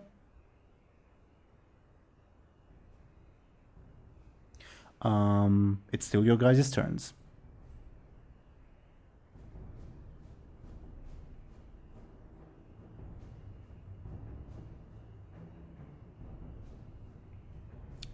Yep. Okay, Lyri, do you do anything while you're waiting there? She keeps sharpening her blades, I guess. Would you like to try to create another advantage? Yeah. Then give me another careful, please. You do create that advantage. Would you like another charge on sharpened blades? Sure thing. And Buhd, do you do anything in terms of game mechanics? I don't think so. Sure. At the end of this turn, again, the 5 minutes will have passed and you're starting to think, I think 5 minutes have passed, or maybe you're thinking, I haven't heard anything from Lyri, is everything alright? Stuff like that, okay? Yeah. Back on the rat front, you guys have turned left as you're crawling away as fast as possible from the rats. Mirka will spend her turn running, the rats will spend their turn closing in. The rats are very close to you, Benjamin. Benjamin, Bladebeard, it's your guys' turns. Oh, Benjamin, I might have an idea. You can create bread, right? And I can poison the bread with my poisons. And we can give it to the rats. Huh. That's actually sort of smart. If I can create bread while running away from my life. It's above board. It would be either an attack or an advantage, obviously. It would be careful from Benjamin, probably, and probably quick from Bladebeard. The way you guys are selling it. Make sense? Yep. Benjamin, can you give me a careful? Yeah, I'll say, in spite of the fact that you're running, you managed to create fairly above average bread, and you do create set advantage if that's what you're trying to do, or are you treating this as an attack against the swarm? I guess an advantage. Sure. Any name for the advantage? Breadwinner. Sure. And Bladebeard, feel free to roll your quick. Sounds more like an attack from what you're doing than a advantage, but if you disagree, feel free to roll it as an advantage, okay? Sure, I can do it as an attack. Sure. Also, what should I roll first? Quick or which potion do I get? Let's roll the which potion first. So, D4 now. Mm-hmm.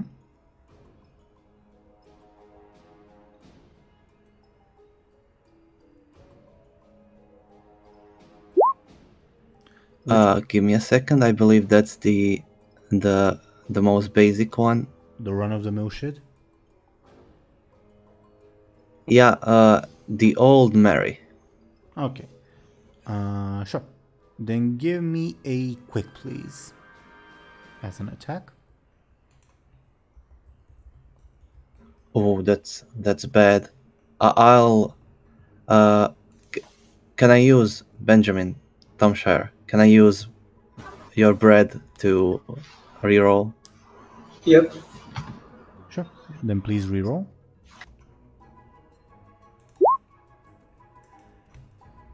Tie means you get an advantage, Bladebeard. I guess better than nothing.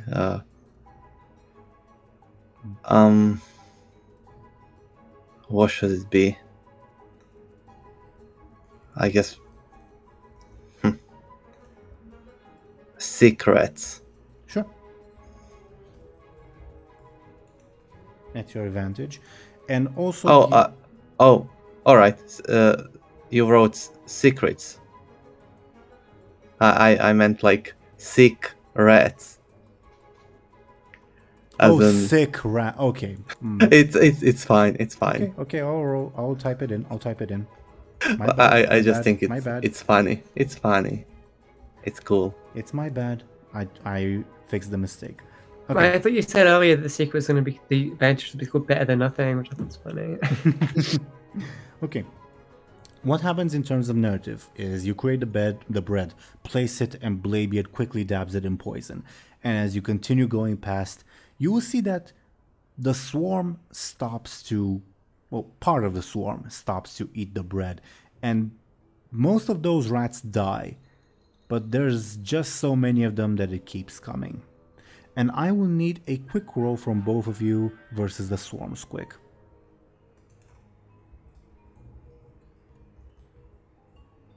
Oh god, I'm dead. What is this? Yeah. I think I'm gonna use a fate point to reroll that. What are you invoking? Adventuring Soul Sword. Sure. Then please give me a reroll, because that was a critical fail. And I'm gonna use my Light in the Dark advantage. Sure. You like stumble at first, probably like the magic of the bread making took a bit out of you, but you managed to put a bit more distance away from you and the swarm. You see in front of you another junction, and if you succeed on the next quick roll, you believe you might be able to try to throw them off your scent. Make sense? Yep. Buhd and Lyri? Skoll and Zelris? Skoll could go first. Okay. Buhd, thinking that 5 minutes have now passed, would listen in to see if anything's going on again, and after that he'd probably like creak open the door. Give me a sneaky. Oh boy. Lyri, you hear the loud creaking of the door, and you will hear the ogres like mumbling, but they don't move. Okay. But the door creaks and you walk in, and as you walk in, you immediately see like smoke from one of the rooms to your right. Not the one where you had the private conversation with Break, but the other one. Okay. So, to explain the situation, and also from your perspective, since you've been here before, ahead of you is like the main tunnel that like snakes a little bit, sort of as you can see on the map, that would lead to like the main area where the ogres are. To your right, like the first room to your right is where you had your private conversation with Break. The second room, you don't know what it is, but you see that there's smoke coming from it. And yeah, so you have these three options. Where do you head? Buhd will go towards where Break is, or where he thinks he is. Which is? Am I going by the map that's on here? No, the map is if you were to go straight ahead. Currently, like do you see where your token is? You're sort of around here. Okay. Well, I think Buhd would go, I think he'd go where Break, where he thought he is. Like, where he saw him last time. So, the first door to your right, okay? You walk up to it and it is locked. Alright,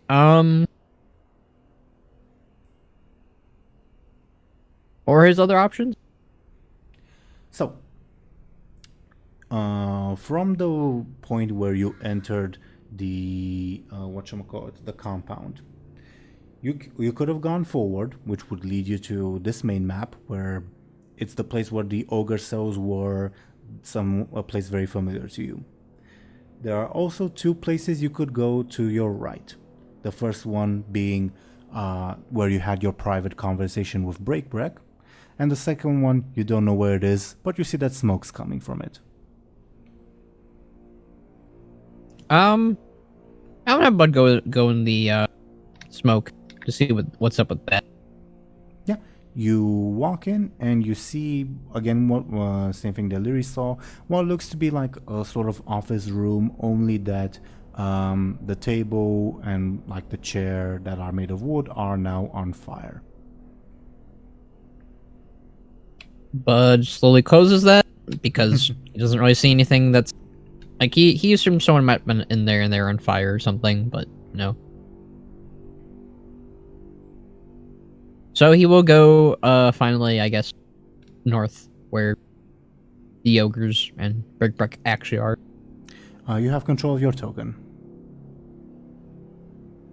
Or at least you should. So feel free to like position yourself. Are you, by the way, being stealthy, or are you just like walking in, guns blazing, quote unquote? I don't think Bud is really good at sneaky, but I think he would just walk in. Be honest, I don't think he's gonna really even try for sneaky because he's just a big old ogre. Sure. Lyri, you would be the first to notice Bud walking in. He's not subtle. And yeah, Bud, as you walk in, you will see, again, the cells that are marked with X on the map are open, and you don't see anybody in there. Probably not even Lyri. And on the other end of the tunnel, first thing you see is Break lounging in a makeshift throne. That's really just an oversized chair. At his foot are 3 of the human guards with like their hands are bound. They're kneeling in front of Break facing you, and also Chef Clunk is also among them, hands bound, kneeling, facing towards you. And behind Break are like 2 ogres that are just like flexing. And Break notices you and says, "Moarg, nice of you to finally show up." Yes, late guests are always the best guests, right? Yes. You gotta let them go, Break. These? Dear Moarg, while you've been gone, I have liberated our tribe and removed our human captors. Aren't we the greatest? Yes. We can go now. Yes. Would you like to lead us to freedom, Moarg? Take up the position of King Gordok that you've aspired to for so long?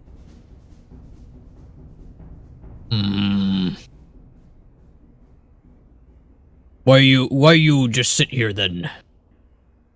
Well, we were waiting for the guests of honor. We couldn't leave you behind, of course. Yes, can't leave him behind. Cannot. Nasty surprises involved. Can't let him miss those. Yes. Why do this now? You were chummy with humans. Because I see the way... What's the expression? I see the way the tides turn, Moarg. You know me very well. I do. Why I don't trust you? Fair enough. But tell me, what is the great Moarg doing to rescue the Gorduni ogres of Stormwind? I believe that's what this place is called. Yes, nasty human place. Name doesn't matter. Yes. What's next for the Gorduni, Moarg? Tell us. I'm going to bring you all home. Home is gone, Moarg. Yes, nasty human came, took ogres away. Darmo is gone. It can be brought back. Can it? I don't agree with you, Moarg. I think you're stuck in the past. We need to think of the future. It is you who's stuck in past. You still scheme.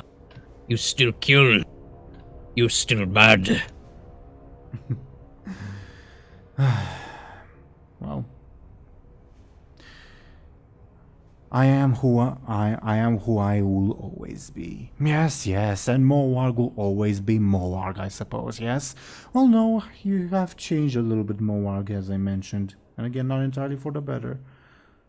So, is your plan really to take us back to Darmo, to rebuild that crap hole, to find a few surviving ogres and, I don't know, make a new beginning, really? Is that it? It not up to me. It up to all of us. We want to make a new home we can. Break, both heads laugh at you. And they continue laughing. That, Moarg, might be the stupidest thing you have ever said. Leave the ogres to decide their own fate. Silly, Moarg. Yes. Can I hear this right? Of course. Lyri will take the bucket and, I guess, tip it so it will spill out of the cell. Sure. And maybe they'll see the it spilling out of the cell, and it'll cause someone to investigate. I don't know. Also above board, Skoll, Buhd, since you've been here before, would you like me to label like the cages, like, because you know, oh, that was my cage, that was Nourish's cage, etc., etc. Yeah. Okay, then give me another second. Lyri is currently sitting in Carfox's cage. The ogre rival that you blew the arm off, if you remember.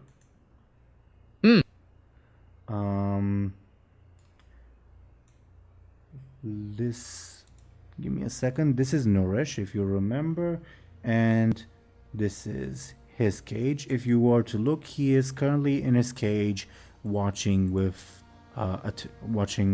attentively. This over here, where I'm pinging. Do you see where I'm pinging? Yeah. That was Chef Klunk's cage. Okay. Okay. This was your cage. Make sense? Yeah. And the one right next to it was Mogoon's cage. And Mogoon, as you know, is dead. Yep. I remember that. Okay. But yeah.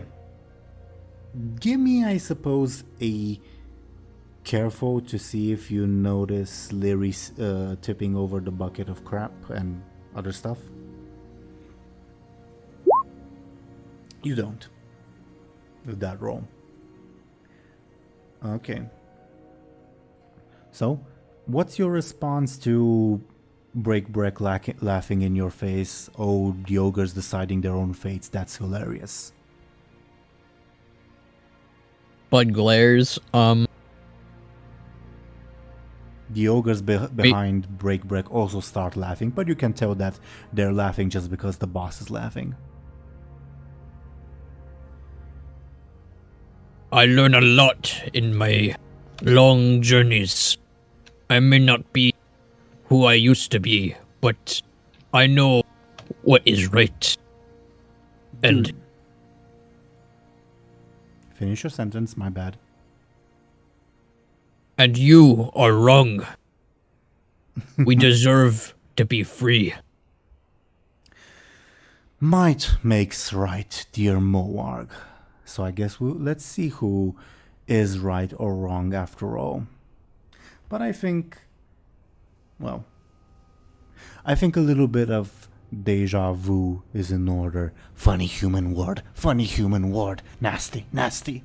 Shut up. And Break will clap his arms, and from this entrance to the side, you will see someone that I will actually put on screen as like the full image before I like put the token on. Give me a hot second, because I have to scroll through a bunch of folders. Yeah, you see this gentleman looking very different from the last time you left him. Oh, fell. Yeah. That's a very apt expression. And I'll put his token on screen in a little bit. But yeah, the Karfok comes in rolling absolute murder at you, and will charge in your direction narratively, and Break yells out, starts laughing and yells out, "Let the games begin." Above board. Karfok is charging you, and you can tell that he's hyper focused on you, for better or worse. You, on your turn, will check up on Benjamin and Bladebeard and then return to this scene afterwards. But on your turn, you do have the option of like fighting him conventionally, or attacking Break or his entourage, etc., and doing whatever. You also have the option of opening the cages, and hopefully the ogres will join you or not. I can't promise that either way. Make sense? Mm-hmm. So let me type in the initiative order.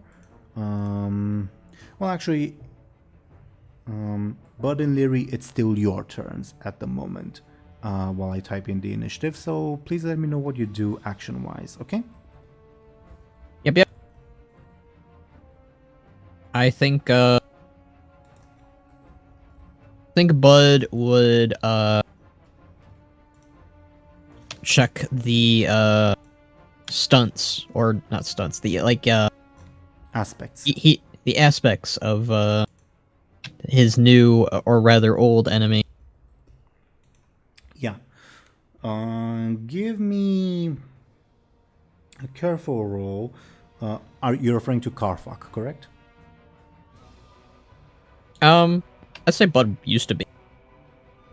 Sorry? Yeah, Carthon. Okay, not Break. Okay. For his aspects, it'll be difficulty 2 for high concept or a tertiary, a 4 for another tertiary, and a 6 for the trouble. So, okay, with a 2, you get the choice of either his high concept or one of his tertiaries. We'll go with tertiary. Okay. His tertiary aspect is the same aspect. Like, this aspect has remained unchanged in spite of this transformation, and that's why it was easy for you to learn it. This aspect is called Ruthless, Cunning, and Mighty. And I'll type it on screen in a moment. Okay.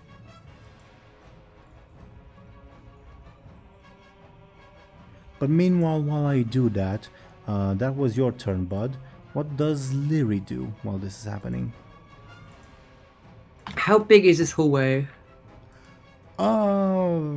In terms of height or length? Width, I guess. Yeah. Oh, like from Buhd to the ogres, or like From like each wall to each wall. okay, it's like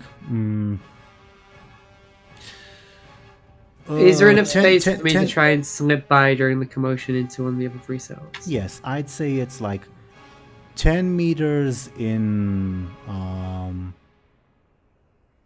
well, like 50 meters long and 10 meters on the other side. So 50 by 10 makes sense? Uh-huh. Okay. Lyri will try and sneak into one of the other 3 ones to try and move up here. Sure. Can you give me another sneaky with your stunt applying, please? 8. You succeed. I'm really cutting it close. Feel free to move your token. Yeah, you still have an action remaining. Oh god. I guess she'll like press herself up against the wall and try to like be as hidden as possible because she's very, very close. Mm-hmm. You get the impression that you are hidden. Okay. And, like, not just hidden, but, like, literally nobody here knows you're there, so they're not even looking for you. Uh-huh. I guess she'll just, like, mentally prepare herself so that she'll just wanted to do that. Just, yeah. Would you like to spend your turn creating another advantage? Up to you. Yeah, I'll try. Sure. Give me another... Careful, I suppose, going by the same methodology. Nope. Not quite. You're feeling rattled by this gigantic fell ogre. Okay. That's fair. Okay. Break will spend his turn laughing. The ogres will also spend their turn. Well, the 2 ogres that you see on the map will spend their turn laughing at you, Buhd, but the ogres in the cells will look like very attentively at this combat scene. Okay? So let's visit Benjamin and Bladebeard. Benjamin and Bladebeard, you approach another fork in the road. This time also you have the choice of going left or right. Which one are you heading towards? Right. Mm-hmm. Right. Yep. He said left, right. Yeah, right. Sure. Do you take any hostile action towards the swarm, be it creating an advantage or an attack? Bladebeard, remember that cheap wine? Yeah. How about you sprawl it over the ground and I, set it on fire? Yeah, sure. That sounds to me like a clever attack. Do you guys agree? Am I like assisting him? You can be if you'd like. Yeah, then sure. I'm assisting his fire attack with strong alcohol. So yeah, that sounds like a very clever attack. Benjamin, is that what you're going with? Sure, I don't see any alternatives in terms of approach. Sure. Could be forceful, maybe. It's clever because it's like clever in terms of like combat means like very indirect attacks, like taking advantage of your surroundings or creating a trap or whatever. This is definitely clever. All right. Fair enough. And also, I just like the idea. Oh, that's fair. I just like the idea of you guys finally using clever in combat. Yeah, but yeah, horrible clevers. I mean, it would have been useful earlier in the campaign, I guess.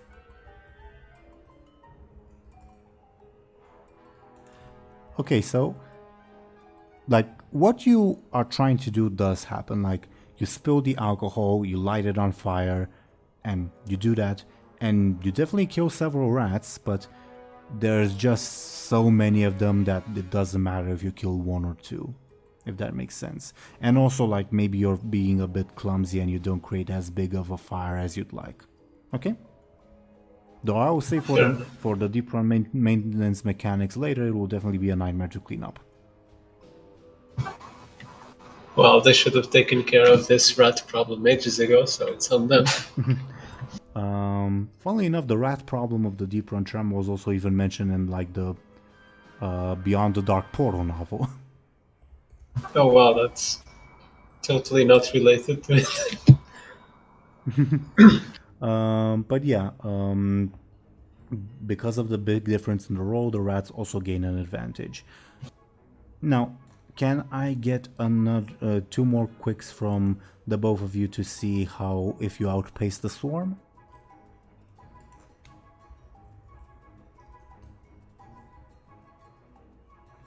Neither of you do. Alright, you go first. Yeah, I think I'm gonna use another fate point because I want to lose these rats. Sure. What are you invoking? Let's go with Adventuring Self. Okay. And you're using it to give yourself +2 or to reroll? +2, yeah. Sure thing. Yeah. What about Captain Bladebeard? You still got that advantage. Yeah. I'm gonna use secrets. Should I reroll or should I also use a fate point with it to get +4? Just for reference's sake, you got a slightly below average roll. Up to you how that influences you. Yeah. I don't really have any aspects that could help anyway, so I'm gonna reroll. Give me a reroll then, please.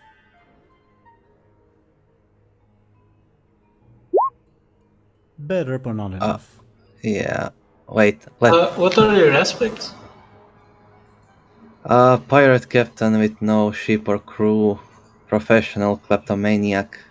I've sailed all over the world, stab, and I can't read books, but I can read people. I mean, since you're a kleptomaniac, maybe you got into some tight ducts at some point to steal something. I don't know.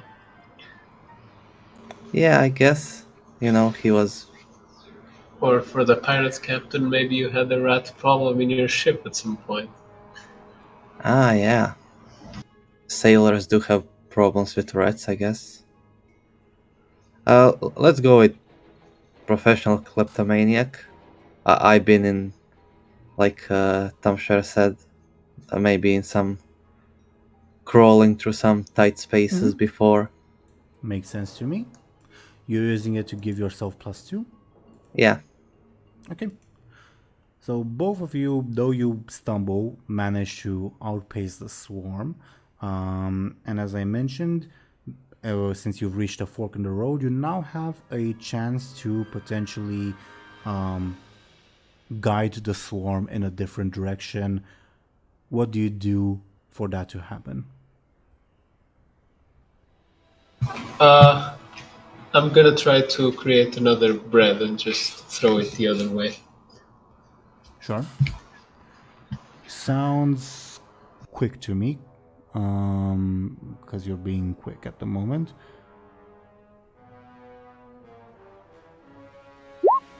Okay, and I will roll the swarm stats to oppose.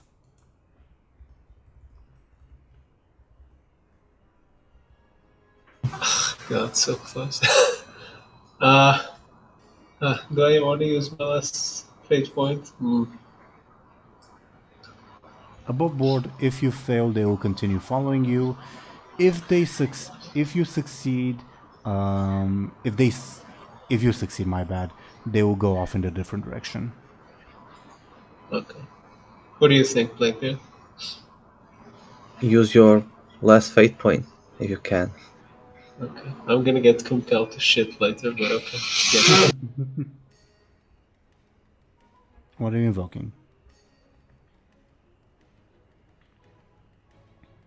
Above board, this isn't something that we've really done, but technically you can also use your fate point to invoke advantages that you've created. In this case, like light in the dark.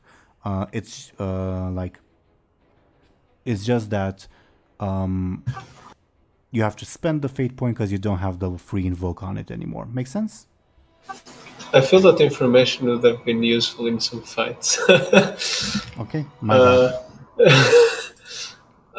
Yeah, sure. Let's go with Light in the Dark then. How does that correlate to the... Oh, yeah. Sorry, I'm being stupid. Hmm, Oh, you also have Breadwinner on that note. yeah, I can go with Adept in the Arcane Arts. I just make a very appealing and good-smelling bread. Sure. Sure thing. Makes sense to me. Yeah. You see the swarm. You guys go right. The swarm goes to the left. And it quickly devours the bread, but it catches scent of something else and rushes in that direction. Above board, if you had gone to the left and like not encountered the swarm, you would have ended up in a tavern cellar. So now there's gonna be a very unhappy tavern. Very sad. Yeah. But yeah.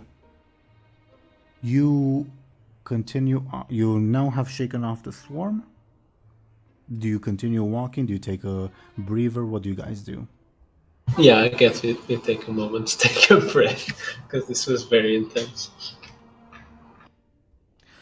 Prim, by the way, is not with you guys. He went back to the quote-unquote service. Fair enough.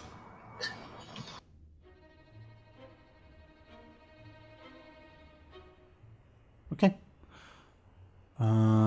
Then continuing with the initiative order. Yeah, because you guys have both spent your actions. Karfak's turn. Karfak will charge towards you, but at max speed, and you can see him charging in your direction. He doesn't get to go because he had to run quite a ways off. He'll get to go on his next turn, okay? But he's charging furiously at you. Buhd and Lyri, now it's your turns. Buhd would draw out his sword and charge at Karthok, and if he can reach him, He can. he would aim to slice at Karthok. Feel free to move your token and give me... That sounds like a forceful attack. Sounds like Buhd. Karfak parries you with his fell-infused arm, and he yells out, "I'm gonna break you for what you did to me, Moarg!" You can try. Lyri? Lyri, knowing that this is probably the best chance she'll get, she is going to use her stunt to teleport up right next to the two-headed ogre. I don't remember his name. Break. Feel free to move your Yeah, she's token. gonna try and teleport right here. Yeah, because it's your stunt, you are invisible. Also, feel free to move your token. Yeah, you teleport there without. Oh, I'll roll Break's careful, but it's very unlikely that he'll succeed. Okay, and feel free to oppose Okay. over sneaky. Yeah.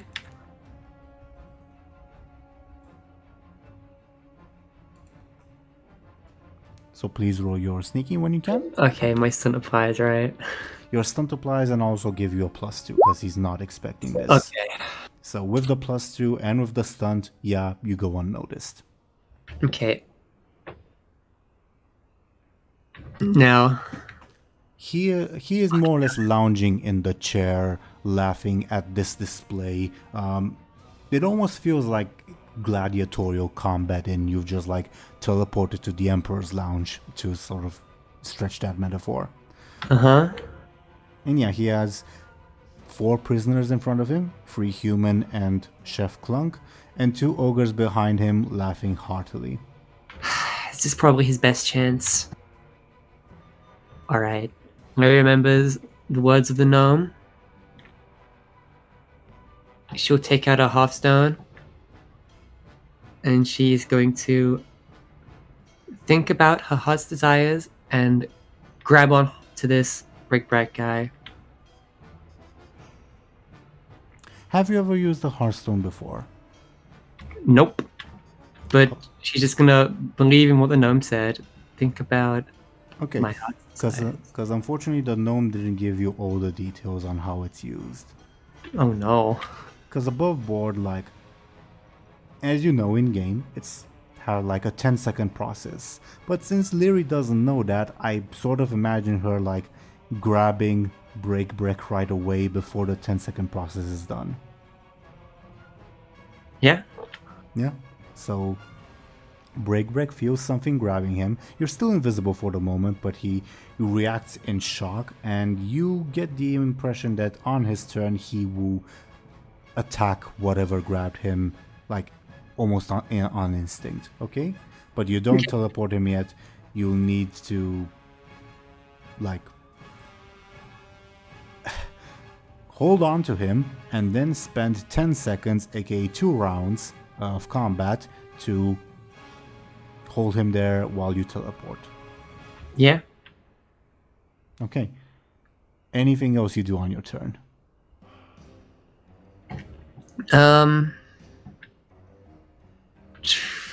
Can I try and make an adventure of some kind? Sure. What kind? Lyri will, I guess, noticing she's noticed her, she will, I guess, be ready to kind of, I guess, spring into action and maybe avoid the incoming attack that's probably coming her way. Give me a careful difficulty 2 once again. Oh. Not quite. Not quite. Okay. Okay. So above board, you will need to spend until the end of your next turn to teleport him successfully, assuming you like hold on to him, etc., etc. Okay? Break will try to throw a massive ball of fellfire at this invisible thing that's grabbed him. How do you resist? I guess Lyri will quickly try and, I guess, where'd she grab him again? Just like his arm? Oh, I also rolled the wrong thing. He has an 8 and not a 7.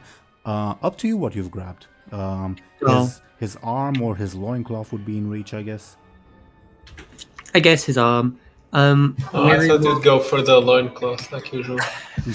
Lyri will quickly try and, I guess, like, scramble, like, up his arm, but still, like, holding onto the bit she started off, just to, like, avoid the attack, I guess, and get some leverage. Sounds like a quick or a careful defense. Oh. How do you take 4 points of damage? I will spend one of my fate points to reduce it. What are you invoking? Reckless Scoundrel. That's definitely a reckless thing to do. Sure. Yeah.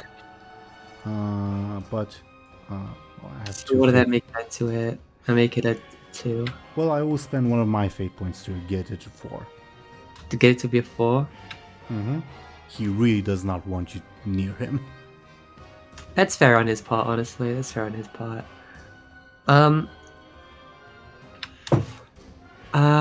I guess I'll take 2 stress, 2 consequence then. Sure.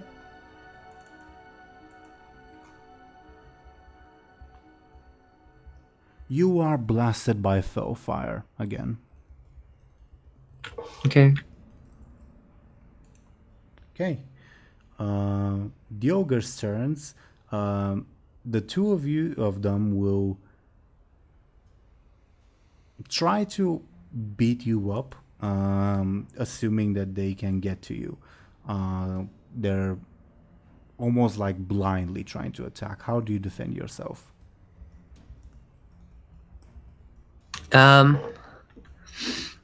guess she'll try the same thing she did last time. She'll try and climb up onto or I guess try and break back and climb up on top of him. So she's kind of out of their reach. So like I guess quick. Quick or careful? You defend yourself against both of them. Okay. Can you give me Actually, we'll deal with this at the start of your next turn. Okay. Okay. That was the ogres. Okay. Benjamin Bladebeard, as you continue going through the tunnels, you will eventually reach another fork in the road. You can go left, right, or forward. We go forward. Right? Right, Benjamin?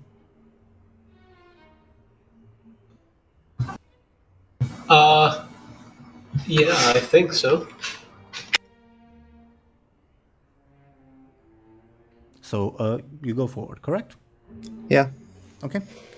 As you go forward, eventually you will reach, how should I say this?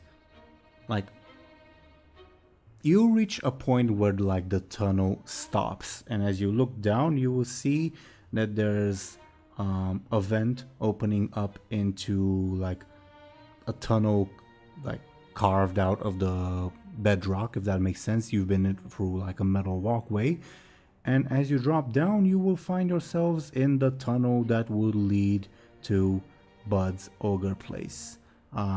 You'll be able to see that like to your right is the Brawlers Guild where you're not allowed to go, and to your left is a tunnel that leads somewhere, presumably to the right place.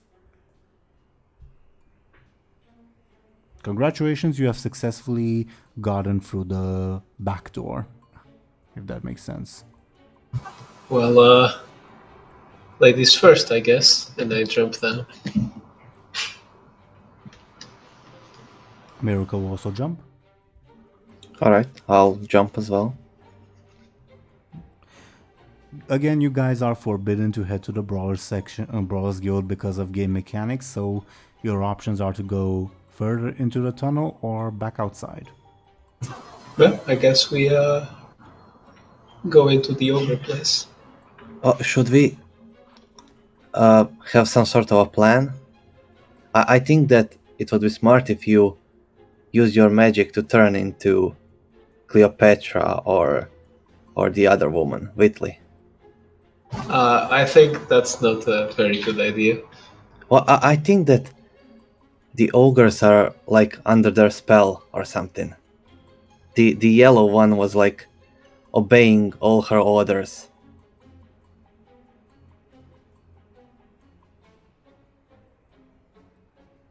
Right? Right. Or don't, I guess. But Yeah. I want to be sneaky. I don't want to just rush in. Well, feel free to be sneaky then.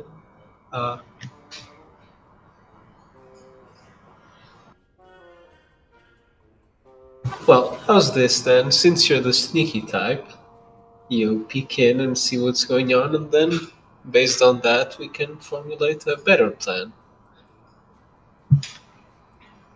Think before you act. I guess. Exactly. Not usually how I roll, but alright. I'll scout ahead. Above board, this is a long tunnel, like you have a ways to go before you reach the ogre compound. Oh, then I guess, yeah, we just split when we get close. Can both of you give me quicks so we can see how quickly you would reach the ogre compound in terms of like rounds, etc. Okay, so that's an average. That's an average of 5. I was gonna set like a difficulty 10, so an average of 5. I think you guys will arrive at the scene of like combat in 5 rounds from now. Does that make sense? Sure. Unless you want me to roll for Miraca as well, but she has a quick 4, I think.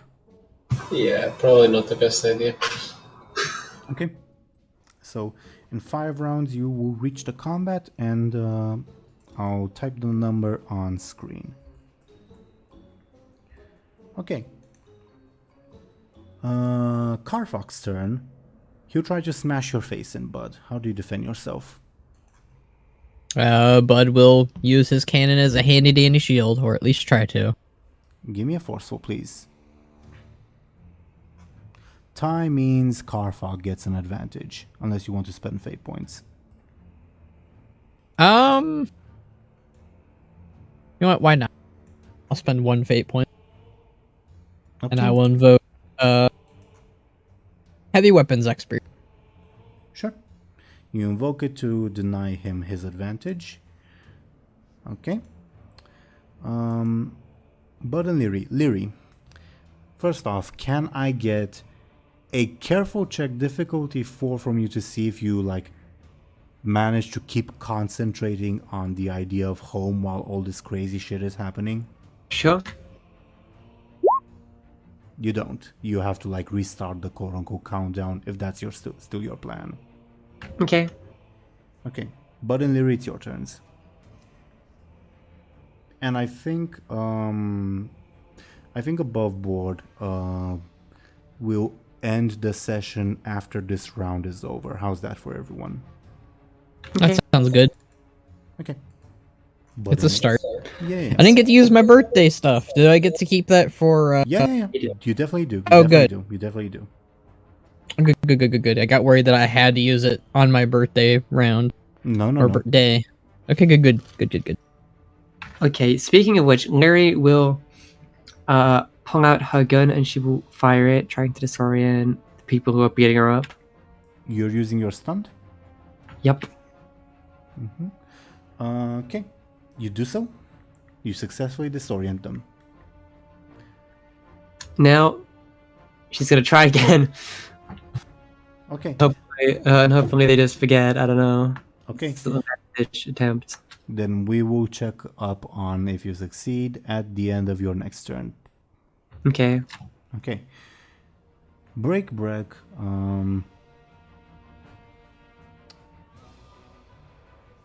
I think he'll like spend his turn flailing about trying to get you off of him. Can you let me check his thing. I guess roll. It'd be forceful, unfortunately, unless you can think of something else to like hold on to him, if that's still your plan. I'm finding forceful. Okay, cause I'm okay. Yeah, I'll roll this. I think I'm guaranteed to lose here. I don't think his forceful is as bad as mine. Well, I'll be a little bit generous. Like I rolled his lowest thing because he is disoriented, like his lowest stat instead of his actual forceful, which is an 8. To give you a chance, but it's still not quite enough. You Yeah. are thrown off, but the enemy is still disoriented, and Do I at least still got my Hearthstone? yes, and you are still Okay. invisible. Okay, I'm fine with that. Okay. Miracles with Benjamin and Bladebeard. The ogres will probably like try to attack randomly in like the confusion. I'm gonna roll a d20 to see what, if anything, they attack. Okay, they try to smack break with that roll. Nice.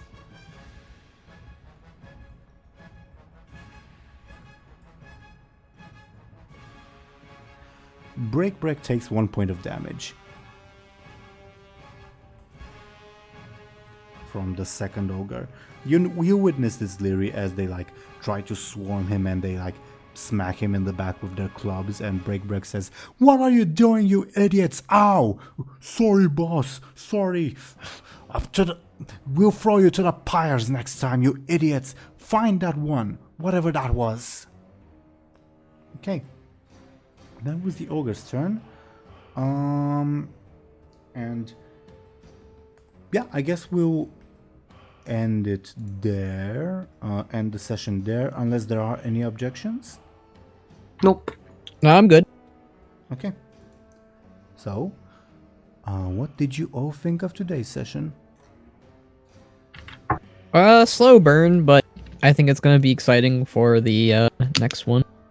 Mm-hmm. I liked it. I think the whole rat sequence was fun. And could have been avoided. Also, like above board, the rat swarm stats were high, but like, it only would have taken 2 hits to defeat it. Make sense? Oh, alright. But yeah, I think this session was fun. Zelris, you had a very clever idea, and like, I want to give you the opportunity to do it with like the Hearthstone thing, but just keep in mind that it's difficult to hold on to this massive ogre, and you clearly weren't given all the instructions for the Hearthstone. That's fair. Okay. At least I know this time that it takes a little bit, so next time I try, I can start it up a bit in advance. And you're still invisible, all that good stuff. Yeah. We'll see how this all pans out. What are your thoughts on today's session? You clearly found one of the back doors. I also had another plan. Is it a spoiler that you reveal what that was? I don't think it would be, unless you're interested in like pursuing the legal implications of keeping these ogres as slaves. I mean, keeping them as slaves has already big legal implications, I guess. Sure. The other path would have been to like go to the stockades where Benjamin, you clearly saw Buhd being sold off, and like questioned the soldiers there, hey, where do you take the ogres? Fair enough. Also, you said that one of the tunnels went to some sort of a tavern? Yes. So, if we somehow knew about that tavern, we could have gone from it to the tunnels to the ogre place. Yeah, but you would have had to go to the tavern, and then to the tavern cellar, and then like rummage around through the cellar behind a bunch of crates. So technically, yeah, it's a path, but a very hidden one. And not one I would have expected you to find. But still, good job on the puzzle. Sorry, you and good job on nailing the security code. Yeah, I didn't want it to make it overly complicated. So sorry if it was too simple. It wasn't.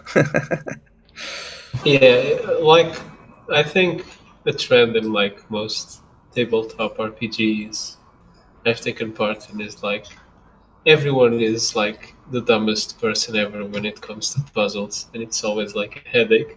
So the fact that we actually solved this one is a victory in itself. Okay. But also, I like whenever there's a puzzle, also in the future, I will always give your characters the option of like rolling a clever to potentially figure out a solution. Because again, the puzzle is aimed at like your character, not at the player, if that makes sense. I think we, the players, have better clevers than our characters, except for Lyri. Sure, but doesn't stop you from trying. Doesn't stop me from giving you that option. Yeah.